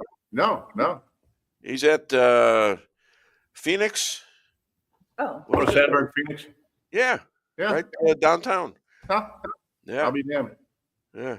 Anyways, they're business partners, both from India. Anyways, so you would. Here's what I think ought to be a big deal. Somebody should have be a chairman of the committee that makes elections honest again. Yeah, make elections honest. And I'm thinking of my next guest, or two guests away, and that would be Jeff Zink. Yeah. Now he has been actually he's like in second or third place of being the assistant to Robert F. Kennedy. Huh. Believe that? So, but they got to straighten him out because he's, he was a 1-6 arrestee, or his son was. Yeah. And they wanted to know about his FBI clearance. He says, I don't have one right now. Yep. He says, but if you guys pardon me, and my son, who by the way was convicted of 2 felonies and never went into the building. Yeah. Never went into the building. Some DC cop lied and said he killed Sicknick. Yeah. Yeah. Okay. I was talking to Ryan yesterday. I'm now that you talking to Ryan? Oh yeah. Zink? Yeah. And he and I have known each other for a long time now. In fact, we were both down there at the Eagle Pass rally last spring. But I'm trying to start organizing people for their compensation, because once Trump gets elected, gets sworn in, and he starts pardoning these people, then we're going to need to set up a compensation program so that all these people like Ryan Zink, who not just arrested but put in solitary and tortured, that these people deserve some reasonable compensation. And also, the judge had to drop the felonies, but they kept the other charges in, and he put him in the jail for that. Yeah. Here's the reason Ryan Zink got put in prison. He was filming his dad for his dad's campaign, for Jeff's campaign, and he was videoing the agents provocateur, right? The confidential agents. And so the government seized all his memory cards and seized his camera, and have never given that up yet. And so he had the goods on the government. They go into that case claiming that he was personally responsible, as you said, for the death of Capitol Policeman Brian Ziznik, and that he was a ringleader of the insurrection. They admit on the first day of trial both of those things were lies, and he was never even in the Capitol building. But Judge Boasberg says, look, you're guilty. You can put on a defense if you want to, but you're guilty. Amazing. That's justice in America these days. Yeah, and you still got 1,300 of them in jail cells in D.C., and they're still arresting people. Is that right? And that'll end on January 20th. Yeah. Yeah. So what do we do? What do we do with these people? What do we do with Cheney and the rest of the people that have propagated this? Well, to the extent that Liz Cheney and Adam Schiff and all these folks, Nancy Pelosi, have destroyed evidence, and criminal exculpatory evidence, that's a crime. I mean, they ought to be prosecuted for obstruction of justice. Some of these people, like Mark Milley, for example, if we go broader, ought to actually be prosecuted for treason. I mean, when Milley staged that coup on January the 5th of 2021 and said, if Trump says he's going to invade China, we'll give him a heads up. And then he had all of his chiefs swear allegiance to him, Mark Milley, and not the president. I mean, that's treason. That's a coup. Yeah, there's so many things there. And yet Biden is set to pardon them like he did with Hunter. Even Hunter's case is suspicious because it goes back to 2014. And all the time in between there, when he wasn't even president, he didn't have the power to do that, did he? Yeah, and it gets worse. Well, here, let me mention this just for the consuming public out there. Just because Joe Biden pardons these people, that may eliminate the federal government's ability to prosecute them. It won't eliminate the state governments from prosecuting them, and it won't eliminate the ability of individuals to sue them in civil court for the damages they've done. People like Peter Navarro, for example, or Steve Bannon, or Mike Flynn, or all these guys that were prosecuted by the deep state. All these guys can still continue to bring those actions. Or Bannon, right? Yeah. He's another one. Yeah, sure. That's amazing. So, anyways, and right now, the FBI, DOJ are just refusing to turn over any documents to Congress. They're refusing to testify. How come Alejandro Mayorkas doesn't go to prison for 4 months like Steve Bannon or Peter Navarro for refusing to cough up the documents?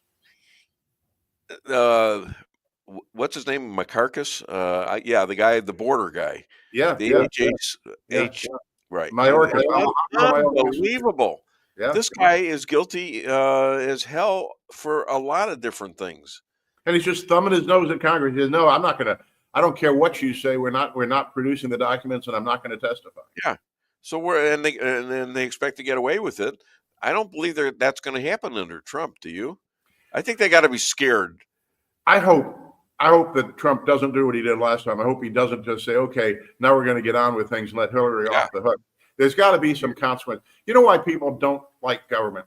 People don't like government because there's never any consequences. No one actually ever goes to jail. They have hearings, they send out stern letters, but nobody actually ever goes to jail. Nobody has to pay the price. It's time for that to turn around. Okay. Where's mine? I think you get to share. Oh, I've got a gentleman here, and he's a state representative, and his name is Don Mayhew. And my God, he just came in, and my whole, are we okay? It blacked out for a minute. You came in and you blacked it out. All right. Anyways, these are the McCluskeys. It's that drone. Hey, Don, how you doing? Mark and Patricia McCloskey. Hey, Mark and Pat, how are you? You know them? Oh yeah. Oh, I didn't know that. Oh, yes. Yeah. You know him? We go way back. Everybody knows Don Mayhew. Jeez. I bet you many in law enforcement might know him. I don't know about that. Didn't bring my rubber boots today, Mark. Yeah. So go easy on that. All right. So anyways, other than DaveWeinbaum.net, where can people call and hire you? Well, it's McCluskeyLaw.com, McCluskeyLaw.com. Our phone number is 314-721-4000. And you know, if you Google my name right now, it'll say Mark McCluskey is a former personal injury lawyer. For 4 years, if you Google the McCluskeys Law Center, it said permanently closed. Well, ladies and gentlemen, we've never been closed, but we have been canceled. But we're uncanceling ourselves, and we're out there to represent anybody with serious personal injury, wrongful death cases. It's what I've been doing for 39 years. So you're gonna come out smelling like a rose. That's Patricia. I don't know how you smell with all those horses and stuff. So anyways, hey, Mark, what about malicious prosecution? Are you representing anybody on that stuff? Well, you know, I was just talking to Dave, people like Ryan Zink that have been persecuted by the January 6th committee. Yeah, I was talking to Ryan about that yesterday. And a lot of these people, malicious prosecution, including those McCluskey guys up in St. Louis. Yeah. Do you guys want to hang out? I don't care. You know, unfortunately, Dave, we've got to run. This is you are the last bit of business we're doing before we're on vacation until after the New Year's. Oh well, you got to listen to this then. You know, the cops called me and asked me why I wasn't. I didn't answer the stealing of my wife's credit card. I said, well, the thieves were spending half as much as my wife. Ladies and gentlemen, Mark and Pat McCloskey. And they admitted knowing Don Mayhew. Oh, my God. Well, Merry Christmas and Happy Hanukkah, and we will see you after the next year. Merry Christmas. Yeah, Merry Christmas, Don.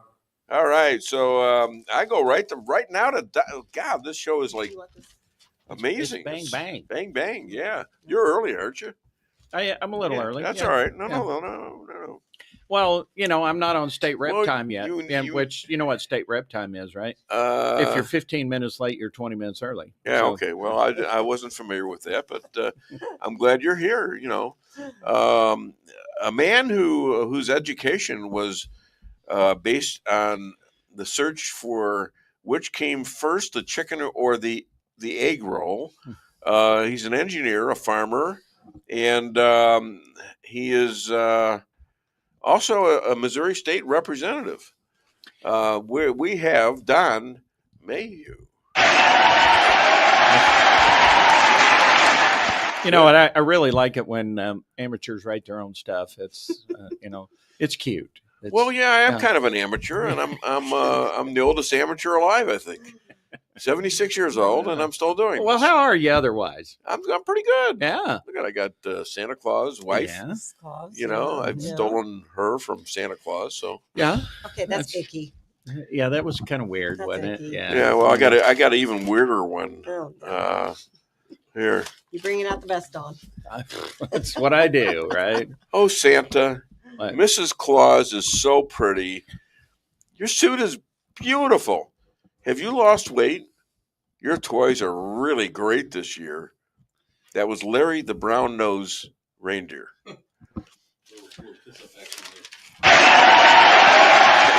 You kind of saved me. You didn't like that one? Oh, God.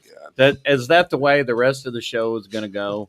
There's not going to be anything substantive here. I got more. I ate at a restaurant in Prague, but I couldn't afford the check. So we're really... We're really not going to be useful for the listener today. You know, we have to. You know, sniffing rosemary increases your memory by 75%. Oh my! You're not telling this joke, are you? I know that because her slap haunts me to this day. Okay. I thought we were getting rid of the sniffers. Okay, so. I want to know, you know, Trump says he tested the fence and all that. Uh-huh. He had mountain climbers testing a plate on top of the fence that he had built. Right. And he says they all fell off. What the hell happened to them? I mean, did these guys climbers? get killed? Oh, yeah, mountain climbers. Mountain climbers fall 20 feet all the time. That's none. Is that 20 feet? Probably. I mean, the one I saw was 20 feet. I mean, I was trying to figure. I should get a lawyer back, and so they could, try some of these cases. Yeah, I told you I went down to the wall, didn't I? I think you did. Yeah. I don't know if we talked about that It was online or not. the wall in a bar or something, or no? This was the wall down along the Rio Grande River in McAllen, Texas. All right. So what happened there? Yeah, so there's a wall, and there's about 100-foot hole in it, and so there's a farmer who farms on the other side of the wall between the river and the levee wall where the actual barrier wall is at. And so we were sitting here looking at this, and I'm saying, and they put this electronic gate, this big, probably $10 million gate, so he could go back and forth with his security card. And then right next to the gate is this big empty 100-foot hole in the fence.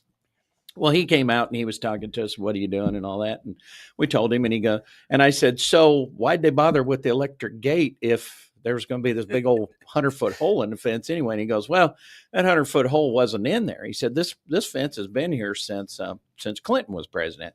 But he said the Biden administration came down and cut that 100-foot hole in the fence. And I said, what? And he goes, yeah. So he said, it was complete, and you could see for miles either direction. It was a fence except for this one spot where there's a 100-foot hole in the fence. Well, so it makes kind of sense because right across. So what's the punchline? I'm thinking the joke here. Well, I thought this was the guy has. Wait a minute. The guy has to use his car to get in and out. Yes. And right next to him is a hole he could walk through. He could drive his tractor. So why would he have to use that thing? I mean, well, he doesn't. It's permanently latched up, so he doesn't have to use his card anymore. Okay. Because the reality is that there's only one reason for the 100-foot hole in the fence, and that's to make it easier for people to come through it. And it's not. Well, if you had any sense of humor at all, you would have made that into a joke, and I would have laughed my ass off. Well, I wish that we could joke about those things, but we really can't. Well, you have to. I mean, you know what? There's so many things you can't laugh at. It's like you're woke. You have to laugh at life, and you have to. I believe that. Even if it's self-deprecating. Obviously, there's some limits, but I don't know what they are. After all, you can't be a stand-up comic anymore because you're going to offend somebody. Right. Exactly. Well, except in your case, you offend everybody all the time. You're equal opportunity offender. So I'm okay with that. I do. Yeah, and a repeat offender, too, I might add. Yeah, but my stuff, these are all original jokes. I can tell. Oh, I got more. You want to hear? No. Anyways, Dave, let me say something real quick. Even if they ahead. weren't original, nobody's going to sue you over using them. I don't understand. Is he saying they're not worthy of even being sued for? I'm safe. Like I feel really good about that, actually.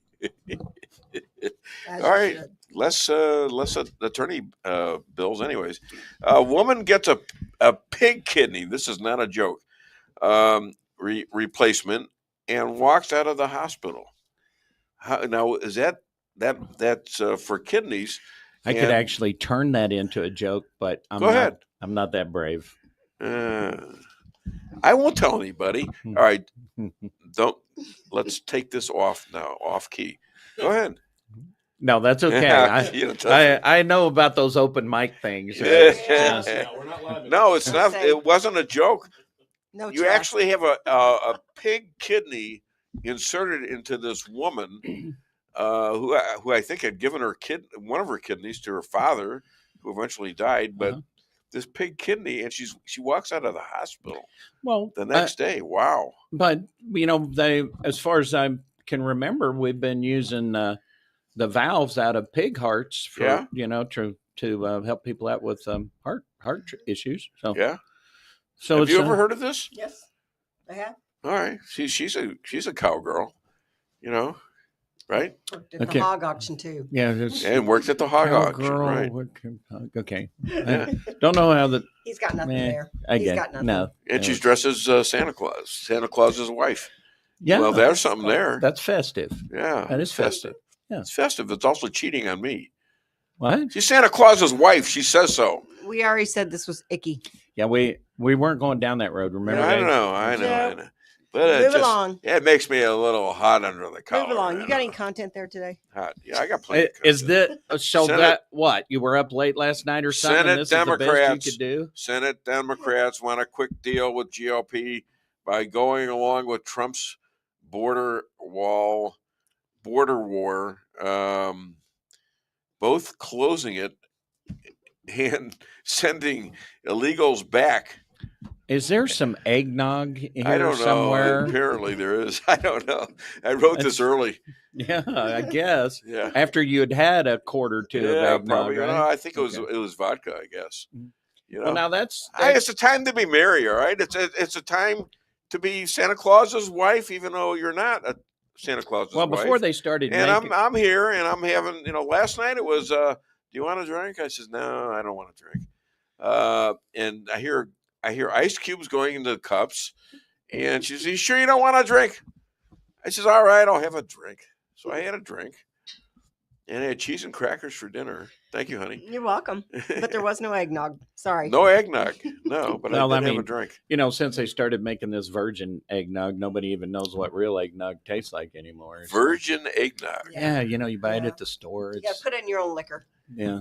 Yeah. I don't understand. It's sugar. It's mostly sugar. Oh my God. It is mostly sugar. Yeah. Okay, so let me ask you a question. Yes. You're like a farmer. You ever? Well, you are a farmer, right? I am a farmer's bank. You're I farmer's fund what? I fund farming. You A fund version, some version of farming. You I have fund. you have chickens No. on your property. Am I wrong? I want to make sure that I want to know. you understand. Now I think there needs to those be are an not- investigation. Those are not my chickens. Those belong to my wife's LLC. Wait. I'll do what I do with my wife. No, she doesn't really. It's a limited opportunity corporation. Yeah. LOC. Okay. got- Now, what's your question? Why about was the it? chickens? Why was that important to add? Because I didn't want to give the false impression that I am in agribusiness. I'm in agri hobby. Agri hobby. Yeah. So do you help her out with the chickens, sir? Only financially. Do you gather the eggs? Oh no. No. Do you sell the eggs? Absolutely not. I give them away. You know that. I know. I'm asking. Yes. Yes. And when you give them away, how do you account for them? How do I? By the way, count? this is the last egg I ever get from him. Is this? Are you now working for the IRS or something? Those are my charitable contributions. I think I had one guy tell me because we needed to get his signature on something. He says, "Well, the IRS is closed. They closed themselves about a year ago." Okay, Boarded I up. says, so I sent them these big checks a couple weeks ago, and they cashed them. Somebody's so it wasn't cashing them. It wasn't Somebody's them. cashing them. How about that? You know anything about that? No, but I do know this. I have Yes. a resolution that I'm filing on the Yes. first day of session that basically encourages the federal government, the U.S. Congress, to abolish the 17th Amendment and requires then the states to collect all taxes, and then we would pay them, our pro rata share of the budget. And any year that they did not pass a budget, then the states wouldn't be obligated to submit their franchise fee. Okay, so any year that who didn't? The federal government doesn't pass a budget. Okay. Yeah. So right now we're working on the budget for this year, right? Well, we hope so, Coming up. right? We hope that they are working on a budget. Do we want them just to do anything? Mr. Republican? To do anything? Donald Trump in office? They're kind of required by the Constitution Yeah. to do certain things, and one of them is a federal budget. Okay, but they're not going to have it done for a while. They're going to have to close the government. What does that mean to you? No, and it was going to take a little while to get rid of the 17th Amendment, but I freely admit that. But, Well, how many don't you have to have like a 67% in Congress or something I'm like sending that? this around to every state. Every state I know. can file the same Answer thing. the question. How many people out of Congress need to vote to get rid of the 17th Amendment? 3/4. No, I'm sorry. No. 67%. 67%. Sir. Vote to get rid of. Then 3/4 of the states have to. Which is never going to happen, right? What? Are you kidding me? How much pork? Now we're going back to kidneys and all that stuff. How much pork do you think is in the federal government right there? I submit to you that there are states that we would call bluish or purplish that would pass that amendment in a heartbeat. Why? And I think that there's at least 3/4 of them that would do that.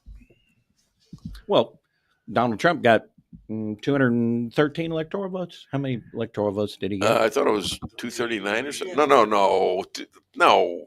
It's more than that. It takes no. 270. 300. I'm sorry. Yeah, 312 or something like that. Yeah, whatever it was. Yeah, more than the 270 required. I apologize for my mistake. Now you're a mathematician, aren't you? An engineer. I'm an engineer. Why am I having so much trouble figuring you out?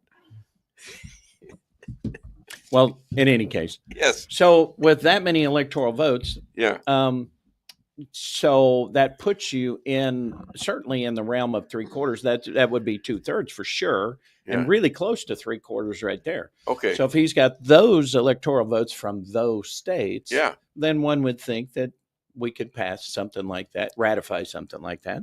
Well, I think you got a great message there, because right now they're about to get rid of Johnson, who is the current Speaker of the House, and there are a bunch of Republicans that voted against 30 some odd of them. Yeah. What President Trump has approved, and they're saying they're saying this is even too much for us. They're not going against the president. They're saying he didn't do enough. And so, I mean, I can see the argument on both sides, right? What's the argument? What's the argument for the Dems? For the Dems? Yeah. Well, the Dems don't have an argument, right? Well, no, you said you could explain the argument for both sides. No, both sides of the Republican caucus. Okay. Right. Yeah. I mean, I can see the strategy of we get this CR out of the way, right, and then we're not dealing with it whenever we're wanting to do the Trump agenda, right, which includes, by the way, balancing the budget, right? Right. Okay, and the other side saying, well, that's just kicking the can down the road. Let's take care of it right. Let's do it now. Well, so it'd be problematic. Either way is problematic. You know, you're going to have resistance either way, no matter what. Yeah. So I think, but most of us Americans out here who are paying attention, perhaps those 30 some odd folks represent different people, but the reality is what we want to see done is a clean CR. Yeah. And that's a continuing resolution, right? That just allows us to write checks with the credit card, admittedly, but we're running the whole stinking government on a credit card right now anyway. Yeah. Until we get to the point where we return to regular order in the United States Congress, right, where we are actually passing a budget, approved by both chambers, and then that's the budget that we stick with, right? We're not creating money out of whole cloth, running the printing presses off every time we need to go buy some votes. But I think most of us realize that the CR gets us to the point where we can start talking about balancing the budget, right? So let's get that off the plate so that the first 3 months of Trump's administration isn't ate up with this shut down the government thing.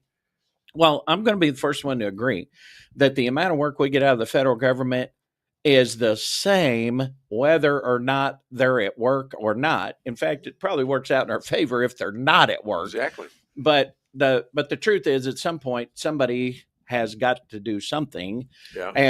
And the smart money right now, I think, is with absolutely doing a clean CR. Well, you saw what it started out with. What do you mean a clean CR? No pork in it. No pork, nothing. Right. They're just the basics are still keeping the government open. Is that correct? We're just writing paychecks. All right, just the basics. Just we're writing paychecks. checks. You don't have any money, but people will cash them anyways and stuff like that. Mm-hmm. Okay, so how long do you think this will last? And who's going to be the one to bend over first and say, okay, go do it? I'm not sure of the bend over analogy there. I'm trying to figure out a way to. I know it's a get little that bit one much for worked in. you. I realize Try to that. get that worked into the conversation, but who's gonna excuse me, who's gonna want to end the debate on who's going to give up first? Okay, so let's do it from this standpoint. Yeah. We don't have a supermajority in the United States Congress, right? So anything, because we're always going to have defectors on our side of the aisle, right? They're all, because here's the thing: everybody hates Congress because they, waste too much money, right? Until you start talking to them about their congressman, and they love their congressman. Why do they love their congressman? Because he brought all this pork to their district, right? Okay, so the American people got to get over that, right? You just got to get over that, because that's adding to the problem. And so here's the reality. We take a clean CR to push us out, and then everybody's got to agree that we're cutting programs. Right. And as what was his name? He was a senator from Wyoming. He had the best line I've ever heard. He said when he was a young I remember congressperson, Alan, what was his name? Alan, at any rate. Bald-headed guy. Yeah. I remember. So at any rate, he said he was a young congressman, and he put in the this thing about cutting program, and he said he was riding in an elevator with someone who had been there for a while. Yeah. And who he thought was on his side. And he said, "Hey, young man, now you're getting into my pocket." Right. Yeah. He said, "Let me tell you something. You don't get reelected around this place by cutting programs. You get reelected around this place by creating new ones." Right. And so he said that Alan Simpson, is that it? Alan Simpson. Yeah, so thank you very much. Yeah, he was a pretty sharp character, but he said that's what's wrong with Washington, and he's 100% correct. Right. Okay, but you didn't answer the question. Okay. Who in your brilliant mind do you think is going to give in first, and why will they do it? For example, you now have a very strong election, a very strong mandate from the American people. Yep. They kicked ass. Trump kicked ass all over the place. You got people coming. He doesn't have to leave Mar-a-Lago. Right. They're coming in to see him. All the biggest billionaires around. Yeah. All right. When he went to Notre Dame, they everybody was looking at him. Even Joe Biden was looking at him like, oh my God. Like they're also. He says, even I don't understand it, Trump, but he has somehow managed via all this torture he got and getting hit in the head with a bullet. And coming out of it saying, fight, fight, fight, to be recognized as somebody who's a little different than other politicians. And he is, so I'm saying they're in a very strong spot. Because remember what happened to Job, right? Huh? You remember what happened to Job, right? Yeah. He was persecuted and tormented for a while, and he came out of it pretty darn good. He stole too much out of the Walgreens in L.A. Wasn't that right? Isn't that right? What? Isn't that Job? No? Not the same No, Job. no, okay. No. I don't understand. That's one of your friends, Job. Well, yeah, he was a friend until he did that. And he's actually talking about caught. Old Testament stuff. I know. Exactly. I know. So what does it got to do with anything?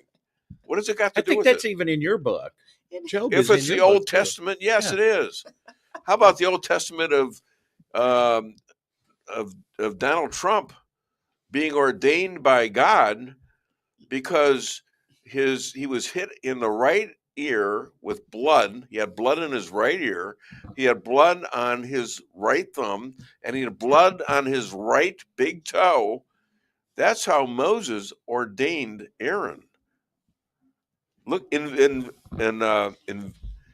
was it? I'm going to have to take your word for that one. I don't remember that. Well, excuse me. You're going to do Bible stuff. I'm going to go read it. All right. Exodus with God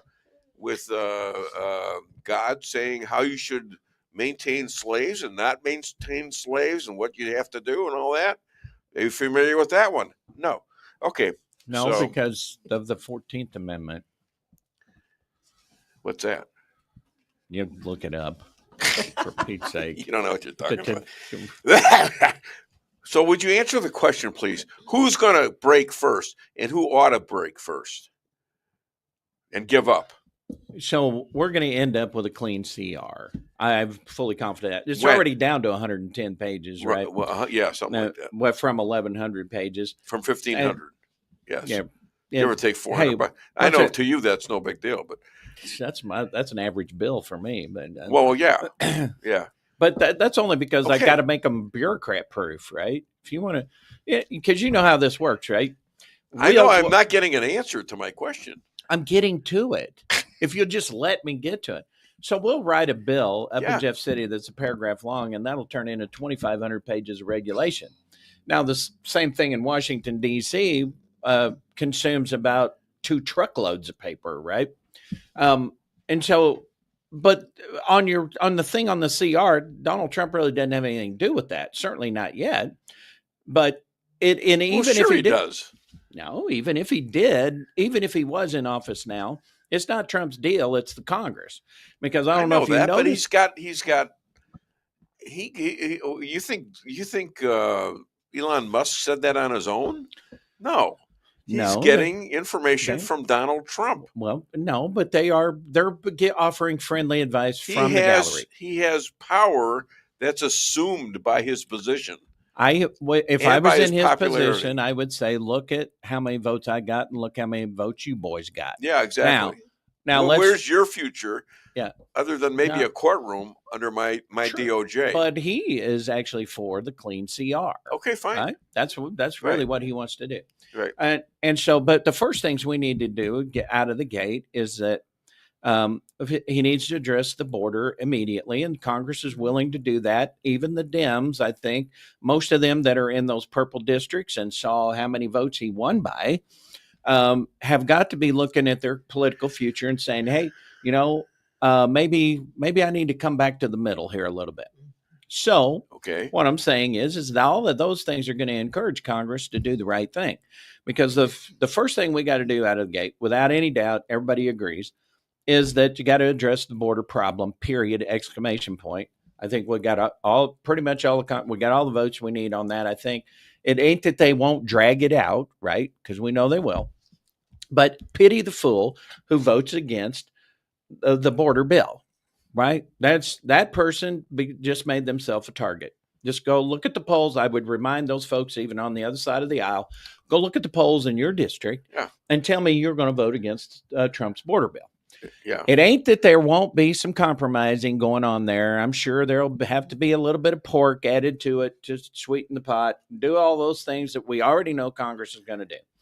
Well, then we're going to move. Well, it may be flipped over from this, and probably the border money is going to be a what do they call that whenever they don't have to have a majority in the Senate. Why am I drawing a blank here, JP? But you're looking at me and you're getting nervous. It's budget related. So if it's a budget thing, they don't have to have 60 votes in the Senate to pass it. Okay. So at any rate, what do they have to have? 50? Nope, simple majority for those. 51. Yep. Okay. All right. Something resolution. Yeah. Okay. Everybody knows what I'm talking about. But in any case, except you. So you fund the border bill with that part of it. Then you work on the budget, right? And finally, for once, we have a budget. It probably won't be balanced, but at least we've got a budget. So we're going to return to regular order. And that's truthfully what is wrong with the United States Congress right now. And we can point to a lot of other things, but they're all symptoms of that one thing where we're not in regular order, where we are doing things that are not the traditional way we do them, or not even the constitutional way of doing it. We're supposed to do a budget every year. When was the last time that the United States Congress passed a budget? No. One of his old times, I think. Nope. They didn't pass a single budget during Obama's. Really? Nope. Not one time. So everything was. So how did they know continuing what to do? Resolutions? All the way through. All the way through. And how long did they go for those? What? I mean, would there be like? So is there not a law that don't you have to? There's a constitution that says you got to have a budget. Yeah. Yeah, well, if you don't pass one, well, where's the penalty? Who sends the cops over and arrest them for not passing a budget? Well, if it's anti-constitutional, isn't that a law in itself? If I take away your guns, don't you have a right to have me punished? Well, so it goes to the Supreme Court. They took away my guns. Supreme Court says you got to give them back. They give them back to me. Who goes to jail? If I stole it from you, me. I know, but the Constitution doesn't have penalty provisions in it for the government violating your constitutional rights. Okay, they refer it. They rule on it, and they refer it down to the local court. And they give you your guns back, but nobody ever gives you the $2.5 million it took for you to get that thing to the Supreme Court. Okay, well, that's screwed up, isn't it? It is, absolutely is. And you're guys in government. Yes, we need a break. All right. Listen, I got to take a 5-minute break. Okay. So you're welcome to stay. I got Jeff Zink coming on next. Oh yeah, good. You might want to stay for that one. I got to check because you got nothing to do. I got to check my busy schedule. Hit it. Your home is your castle. You don't need unwanted hassle. Don't let those creatures move in to stay. Let us protect your investments. That's what we're all about. Plank Termite and Pest Control will save the day. Plank is locally owned and family operated right here in Rolla, a Google preferred business. Our customer service and your satisfaction is our #1 goal. So call Plank today at 368-3333. Plank Termite and Pest Control will save the day. With warmer temperatures right around the corner and allergies ramping up, now's the time to get those AC units serviced. At Hartley's, we pride ourselves in offering outstanding service with fast response times. With proper maintenance, you can make those hot days be a lot cooler and remove those pesky allergens that always seem to find their way into your home. Call us today so you can be living a much cooler and healthier life. Hartley's, community born, community raised, community serving. Call Hartley's Climate Control today at 573-368-3163.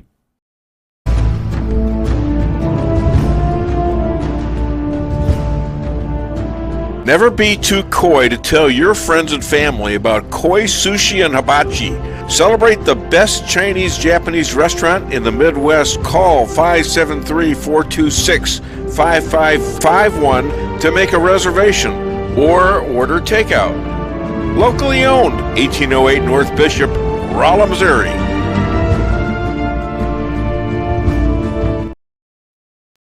We can sum up McDonald's new crispy chicken sandwich in one word. Crispy. But also juicy and tender. Okay, it's crispy, juicy, tender. All one word? But then, also pickle. Oh, and potato bun, which is 2 words. Okay, we can't sum up our new crispy chicken sandwich in one word, so you'll just have to try it to understand it. Order ahead on the McDonald's app at participating McDonald's. Ba-da-ba-ba-ba. Merrill's Quarry and Asphalt, 40 years serving cities, counties, and everyday businesses with driveways for people who live and work in our little piece of heaven right smack dab in the middle of America. Call 573-578-9101 for your free estimate of rocking, rolling, paving, driveways, sealing, and striping too. That's 573-578-9101 for your free estimate. Your home is your castle. You don't need unwanted hassle. Don't let those creatures move in to stay. Let us protect your investments. That's what we're all about. Plank Termite and Pest Control will save the day. Plank is locally owned and family operated right here in Rolla, a Google preferred business. Our customer service and your satisfaction is our #1 goal. So call Plank today at 368-3333. Plank Termite and Pest Control will save the day. Busy schedule? Let your locally owned Price Chopper help you save time with online shopping. It's easy. Sign up to tcmarkets.com or download our mobile app in the App Store or Google Play. Create an account and browse through the categories and choose the items you need. When you place your order, your personal shopper will get all of the items you've selected, taking the same care you would and following your notes. We offer free curbside pickup, so you don't even have to get out of your car. Start your online order today and no online shopping fee for a limited time. Go to tcmarkets.com or download our mobile app to get started. Price Chopper. Fresher savings every day.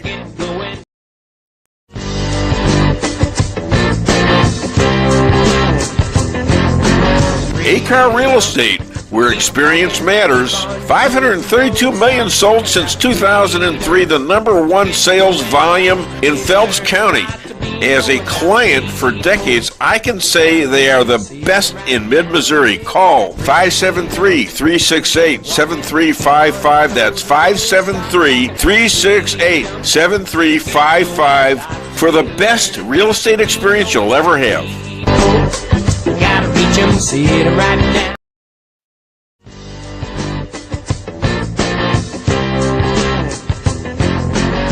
Insurance going up like crazy? Daniel and Henry Insurance is one of the largest private insurance companies in the world. Richard Boyette, 314-444-5011. He's my guy at Daniel and Henry for 10 years. Business or personal, call Richard at 314-444-5011. He's the best. At Town & Country Bank, we are committed to providing exceptional service to our customers. We do more than just provide loans for our community. We help make dreams become reality. Whether it's a new home, farm, business, or a new car, we would love the opportunity to help. Stop by one of our 2 Rolla locations and let our friendly lending team remind you how special hometown banking can be. Smart, friendly solutions. Town & Country Bank, member FDIC, equal housing lender. Okay, ladies and gentlemen, we're here with a friend of mine, and I have a friend of mine lingering in the offices, Don Mayhew, and we had for a while we had the McCluskeys on, and they had to go somewhere, you know. So who knows? He's important, and we're not. This man is a kinesiologist. I love saying that. He's a pastor. He's up for being assistant secretary to RFK HHS, an expert on forensic elections and a witness to the 1-6 fraud. Please welcome, all the way from Arizona, Phoenix, Arizona, I believe, Jeff. That's where I'm at. Jeff, this is Don Mayhew. Hey, Jeff. Hey, Don. How you doing? I was just down there here a month and a half back or so. Really? Yeah, I took a ride in a driverless car. Yeah. We have those. It's I just sit in amazement that we even allow that to happen. Well, is there any danger in it? I mean, do they crash or what? Well, we've got one person that was behind the wheel here in Phoenix that was it was supposed to be driving, and but they're supposed to be alert and awake as if they are driving the whole time. Well, the person was on their phone texting or playing a game or doing something, and a person was hit. They had a bicycle and everything, and it was at night, and it hit the person, put them in the hospital and stuff, and there was a whole big deal. And it shows that the person gets hit, and then the person, throws the phone up and, trying to figure out what had happened. And of course it's recorded. So you can see in the recording where it hits the person, and you can see them out of the corner of your eye, there. But was it a Tesla? Yeah, it's no, it's I don't pay attention to them that closely. Well, the one that I was riding in, they are completely driverless. There's no one. Well, you're not even with behind you the on the wheel, it was still it was completely well, driverless. it was pretty cool. So, but, okay. Oh, hey, I wanted to finish up that All right. one piece of old business. Real I got quick. old business with this guy. So it's taken him. It's taken him already like over a half an hour to answer one question. Reconciliation. It's reconciliation that you can do less than 60 votes. So in the Senate. eventually, it's going to get done. Yeah, because you'll do the budget reconciliation thing, and it'll get done. Did you know that during the Obama years we had absolutely no budgets passed by the government? Jeff? Oh, I thought you and Bill were still talking. Yeah, no. No, I thought it was one of the most interesting things he's ever told me. I'm a lot better looking. It is interesting in the fact that the Republicans at the time was actually actively going against the Democrats instead of what they've now done is rectify that, and now they just go against just Donald Trump. Yeah, the 30 or so out there, it's because Trump wanted this this short version of whatever the Democrats wanted. It's like 1,110 pages now versus 1,500 pages. So now they, but there's still some Republicans out there who won't vote for it. So how's Ryan doing? Let's get back to important stuff. How's Ryan?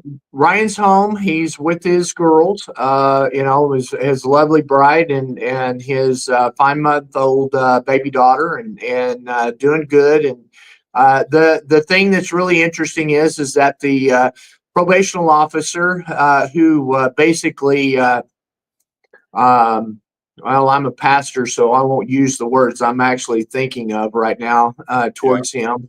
Is preventing him from getting a job. He can't get a job in the oil field because he says that he can't be mobile the way that he would be in the oil field.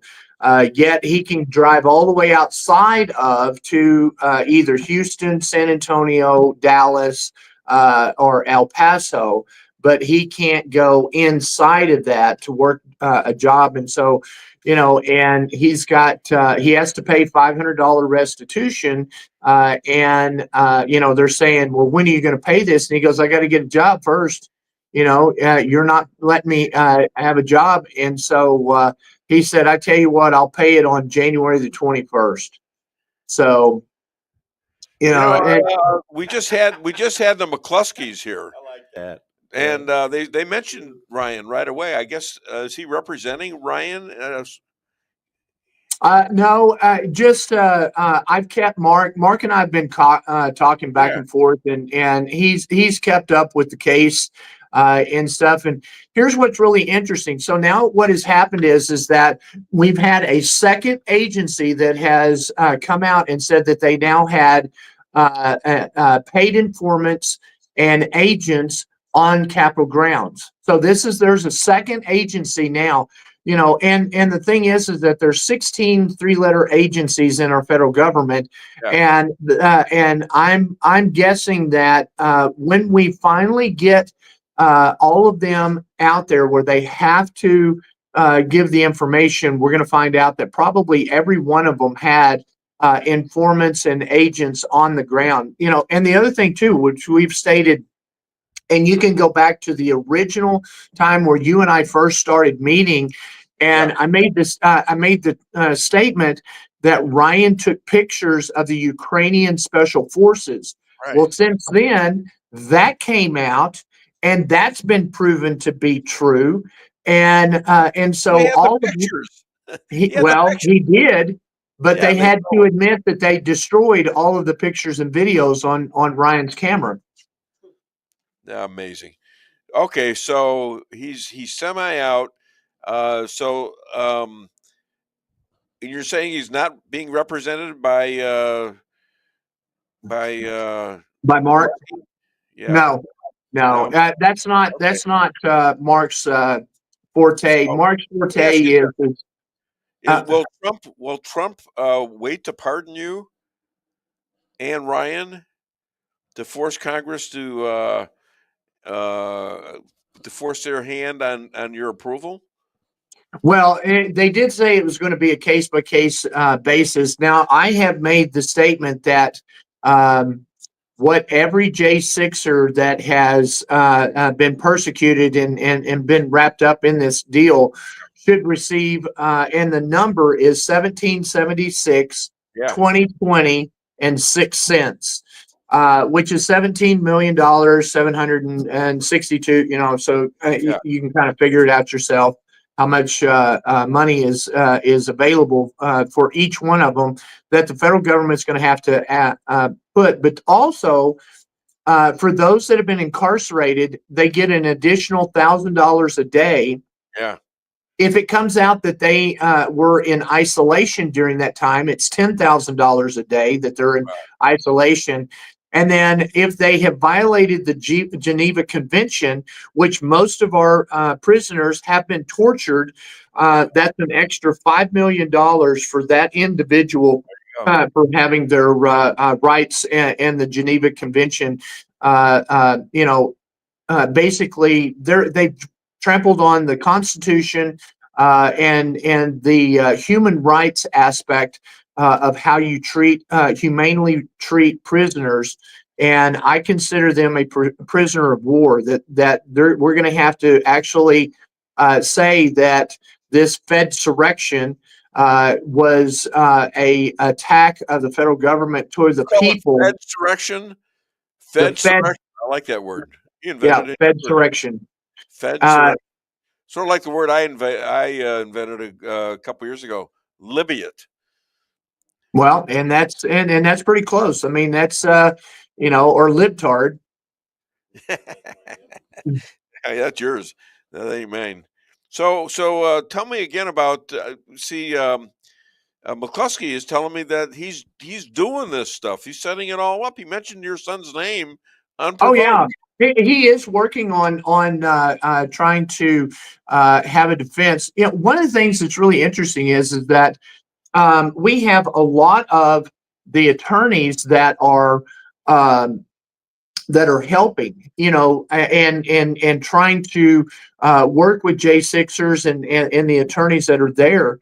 And so that's one of the things that is so helpful. And he may be doing that. With me going through this process, I have literally I thought I was busy running for Congress since the election, and this process of what I've been doing, going through the hiring process of being the Assistant Secretary of Health. I have literally had meetings almost every day, lengthy meetings. I've had to do research. We put together a PowerPoint presentation.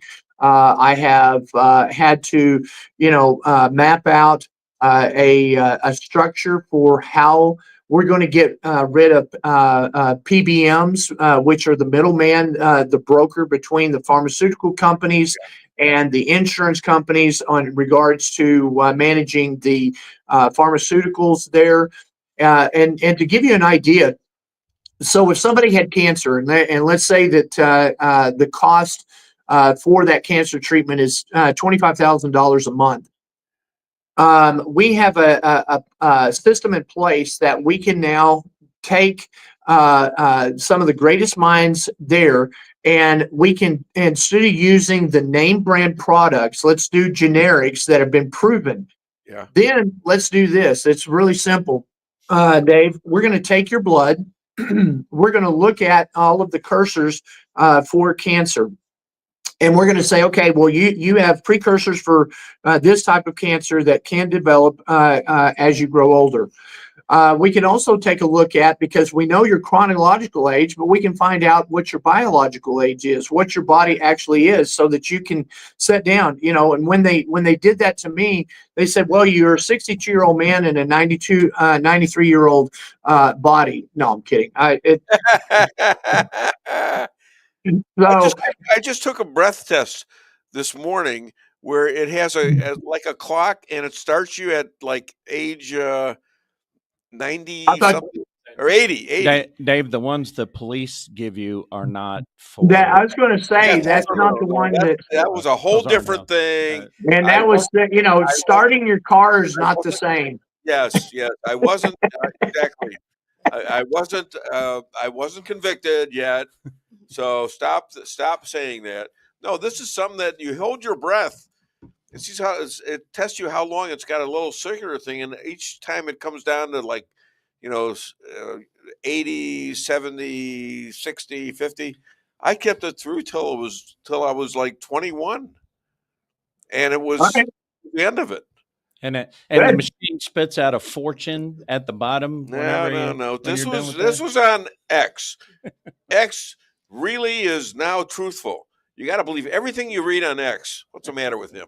Jeez.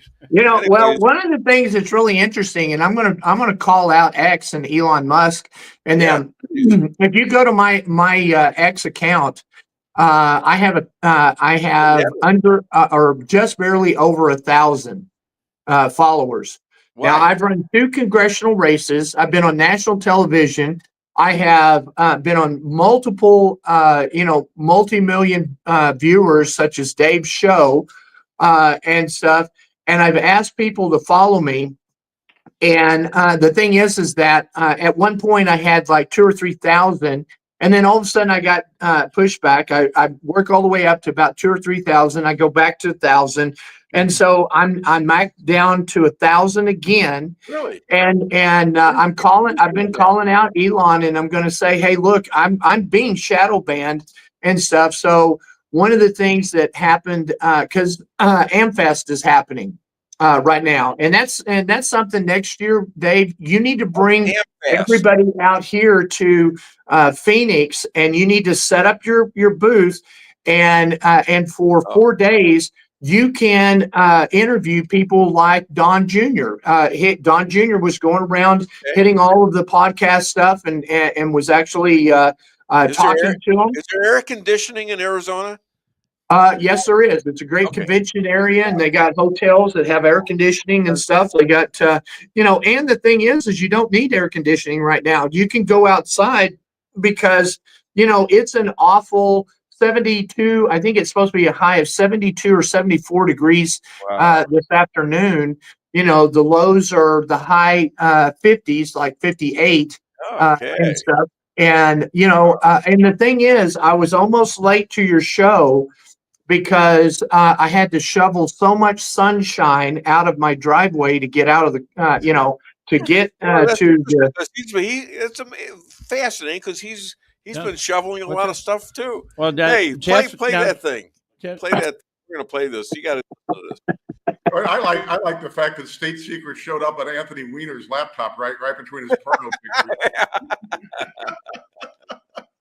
Oh, great. Here's something, Chris Adama. Black on black crime is ignored if the victim is a conservative. Yeah. Okay, you got that. He's coming on next.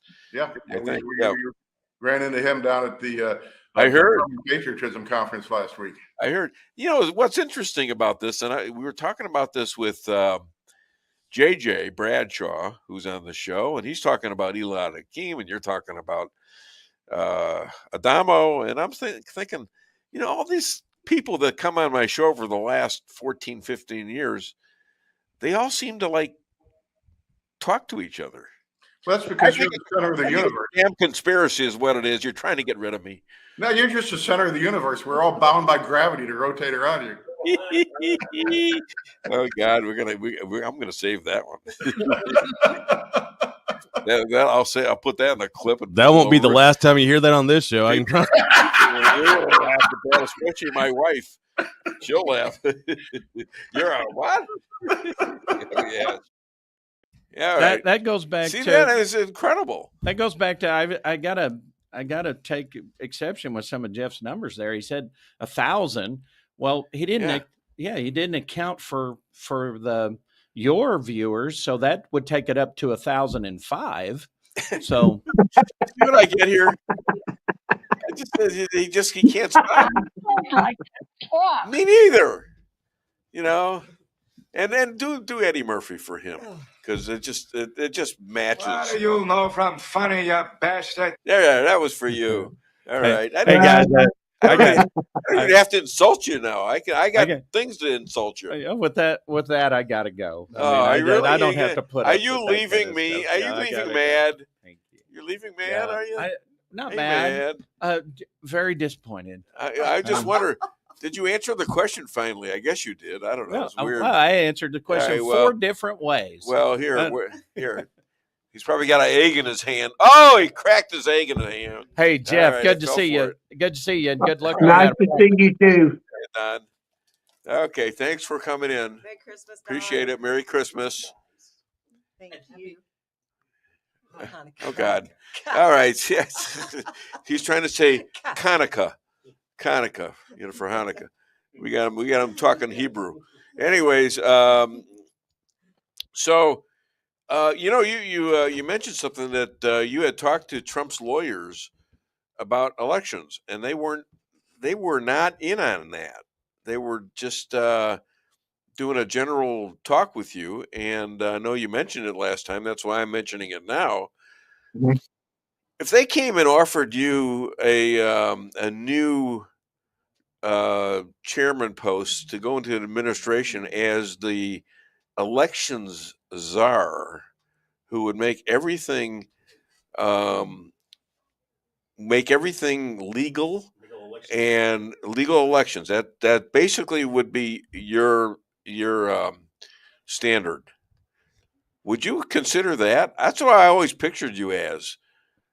Well, one of the things is, so you haven't, politics goes at the speed of light, and J.D. Vance and Elon Musk have been working on, and they've come out with a plan that is 100% cheat proof.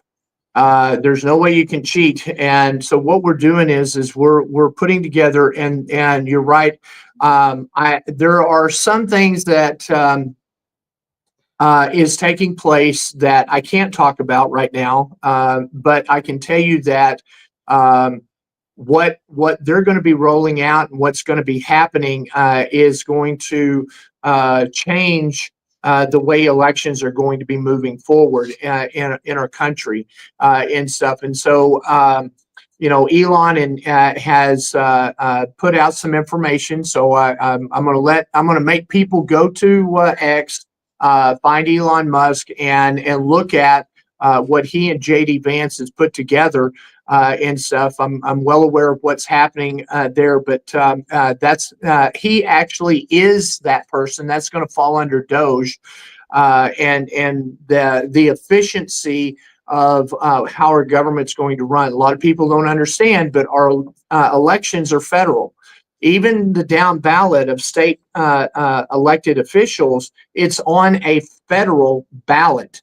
And so because of that, this is one of the reasons why the federal government is going to be able to step in, and we're going to be able to do this. The thing is that in the past, we've always had 50 elections that elect one president.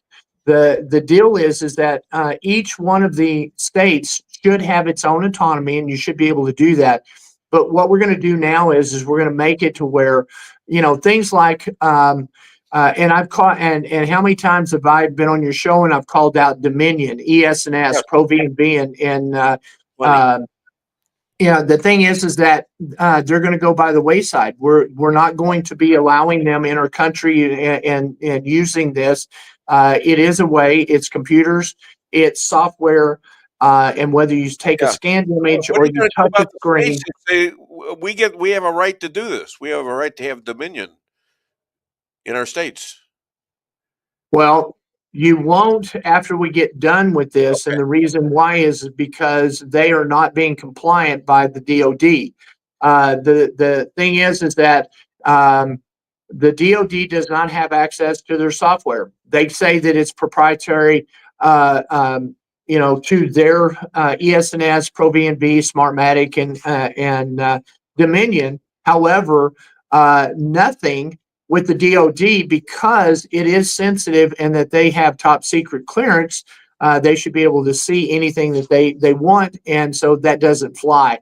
And if they're not going to be compliant, then they cannot operate inside the United States. And this is kind of where we're headed. All right. Well, that sounds great. Hey, listen, I'm going to cut you a little bit early because I've got all these messages. I haven't had time to talk to even one of them. So other than DaveWeinbaum.net, where can people find you? You can still email me. You can go to thinkzink.vote and you can email me there. But what we're asking people to do is to go to giftsandgo.com/Ryan Zink. And that's to help Ryan with his, legal fees. And now actually trying to make to pay bills because the probation officer is now not allowing him to go into the oil field where he can make money and stuff. And so he's now going to lose his house and everything else, all because of the federal government. Amazing. You know, my psychiatrist had a sale. She said I was only half off. Ladies and gentlemen, Jeff Zink. Wow. Thank you very much, my friend. All right. Thanks, hi to sir. your son. Hi to your wife. I All will. right, take care, pal. Say hi to Lisa. All Bye-bye. right. Hi, Lisa. Hi. All right. Christmas Bye-bye. to you guys. Hey, let me look at the clips now. Not the clips, but the stuff that's been all over the place. Holy cow. Patricia Odin Maxwell, looking good, sounding good. Go team. Thank you. Chad Green. Good morning, Mr. Dave. Hi, Chad. How you doing, man? You know, he's gotten younger. He's gotten younger. Rico Camino. Good morning. Good morning, Rico. It's funny with Chad. I actually just interviewed the person that took over his job at S&T on my show on Tuesday. Did he really? New How about S&T that? golf coach. So, yep. How about that? He sounds like a pretty good catch, the other guy. Yeah. I mean, Chad was great, but, this guy's going to be pretty good, too. Roy Maddox, good morning from Oklahoma. Merry Christmas to all. Merry Christmas to you, Roy.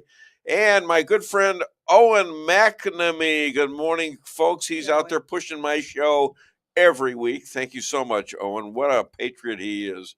MD Talab Ali, hello, American. How are you? How are the great people of the United States of America? I will always pray for my dear dream honorable president, Donald J. Trump. So go ahead, USA. Thank you, MD. All right. Appreciate it. And you got any more? We have a few more from him. Okay. Here's a couple. All right. Work for your country. Always stay beside Trump's because only he make America great again. And again, happy Christmas Day. Merry Christmas to you, Talib. And we'll let it hang there for you. He's got his email there too. Yeah, he's got one with his email. And all right. This one here, Lisa had to send him a comment because, Yeah, okay. We again want to make it clear we have no inside connection that can help get him to the inauguration on January 20th. Contacts, no information. We wish we did. A journalist has just said she called his phone number and he answered. Okay. MD, good morning. Who's this from? This was Lisa's response. So we took to Ali? Yeah. All right.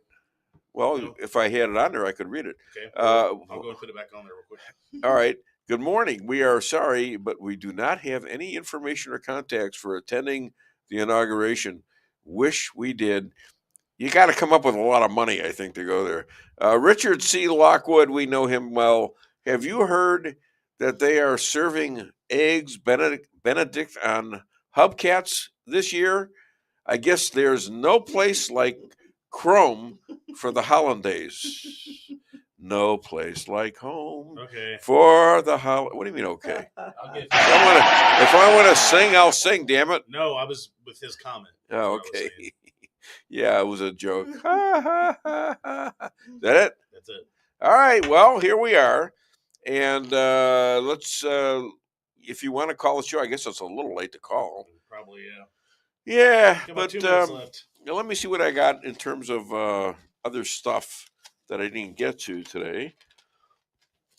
You got all these judges now. You got Fannie quitting her case. Her case is done. just what an idiot. This is completely unearned position by somebody that was an idiot. Okay, I said it. She's an idiot, and she didn't deserve to be where she was. And you got a few of those on the Supreme Court. My goodness, this one gal, I think she would be better on Hollywood. Jackson, I think her name is. I mean, she was like doing a fairy thing, and it was like she doesn't understand transgenders and all this other thing. She doesn't know what a woman is. They asked her this in her hearings for the Supreme Court. Don't know what a woman is. What the hell was that? TikTok is okay with Trump, and I think a guy named Frank McCourt is going to buy him. And LeBron Diddy with Diddy. He's losing lots of money. Somehow he's connected to Diddy, and he's losing his ass. He had to take himself off of the out of the NBA for a while. All right, so we've got 40 seconds to go. I guess I've wasted enough time of your time, and I want you all to have a great holiday season, great Christmas and Hanukkah and whatever else you want to celebrate. And yes, remember, we won't be here. Yeah, we're going to be we're going to be out for the next couple weeks. We'll be back again in January 10th, I think it is, with another edition of the Dave Weinbaum Show.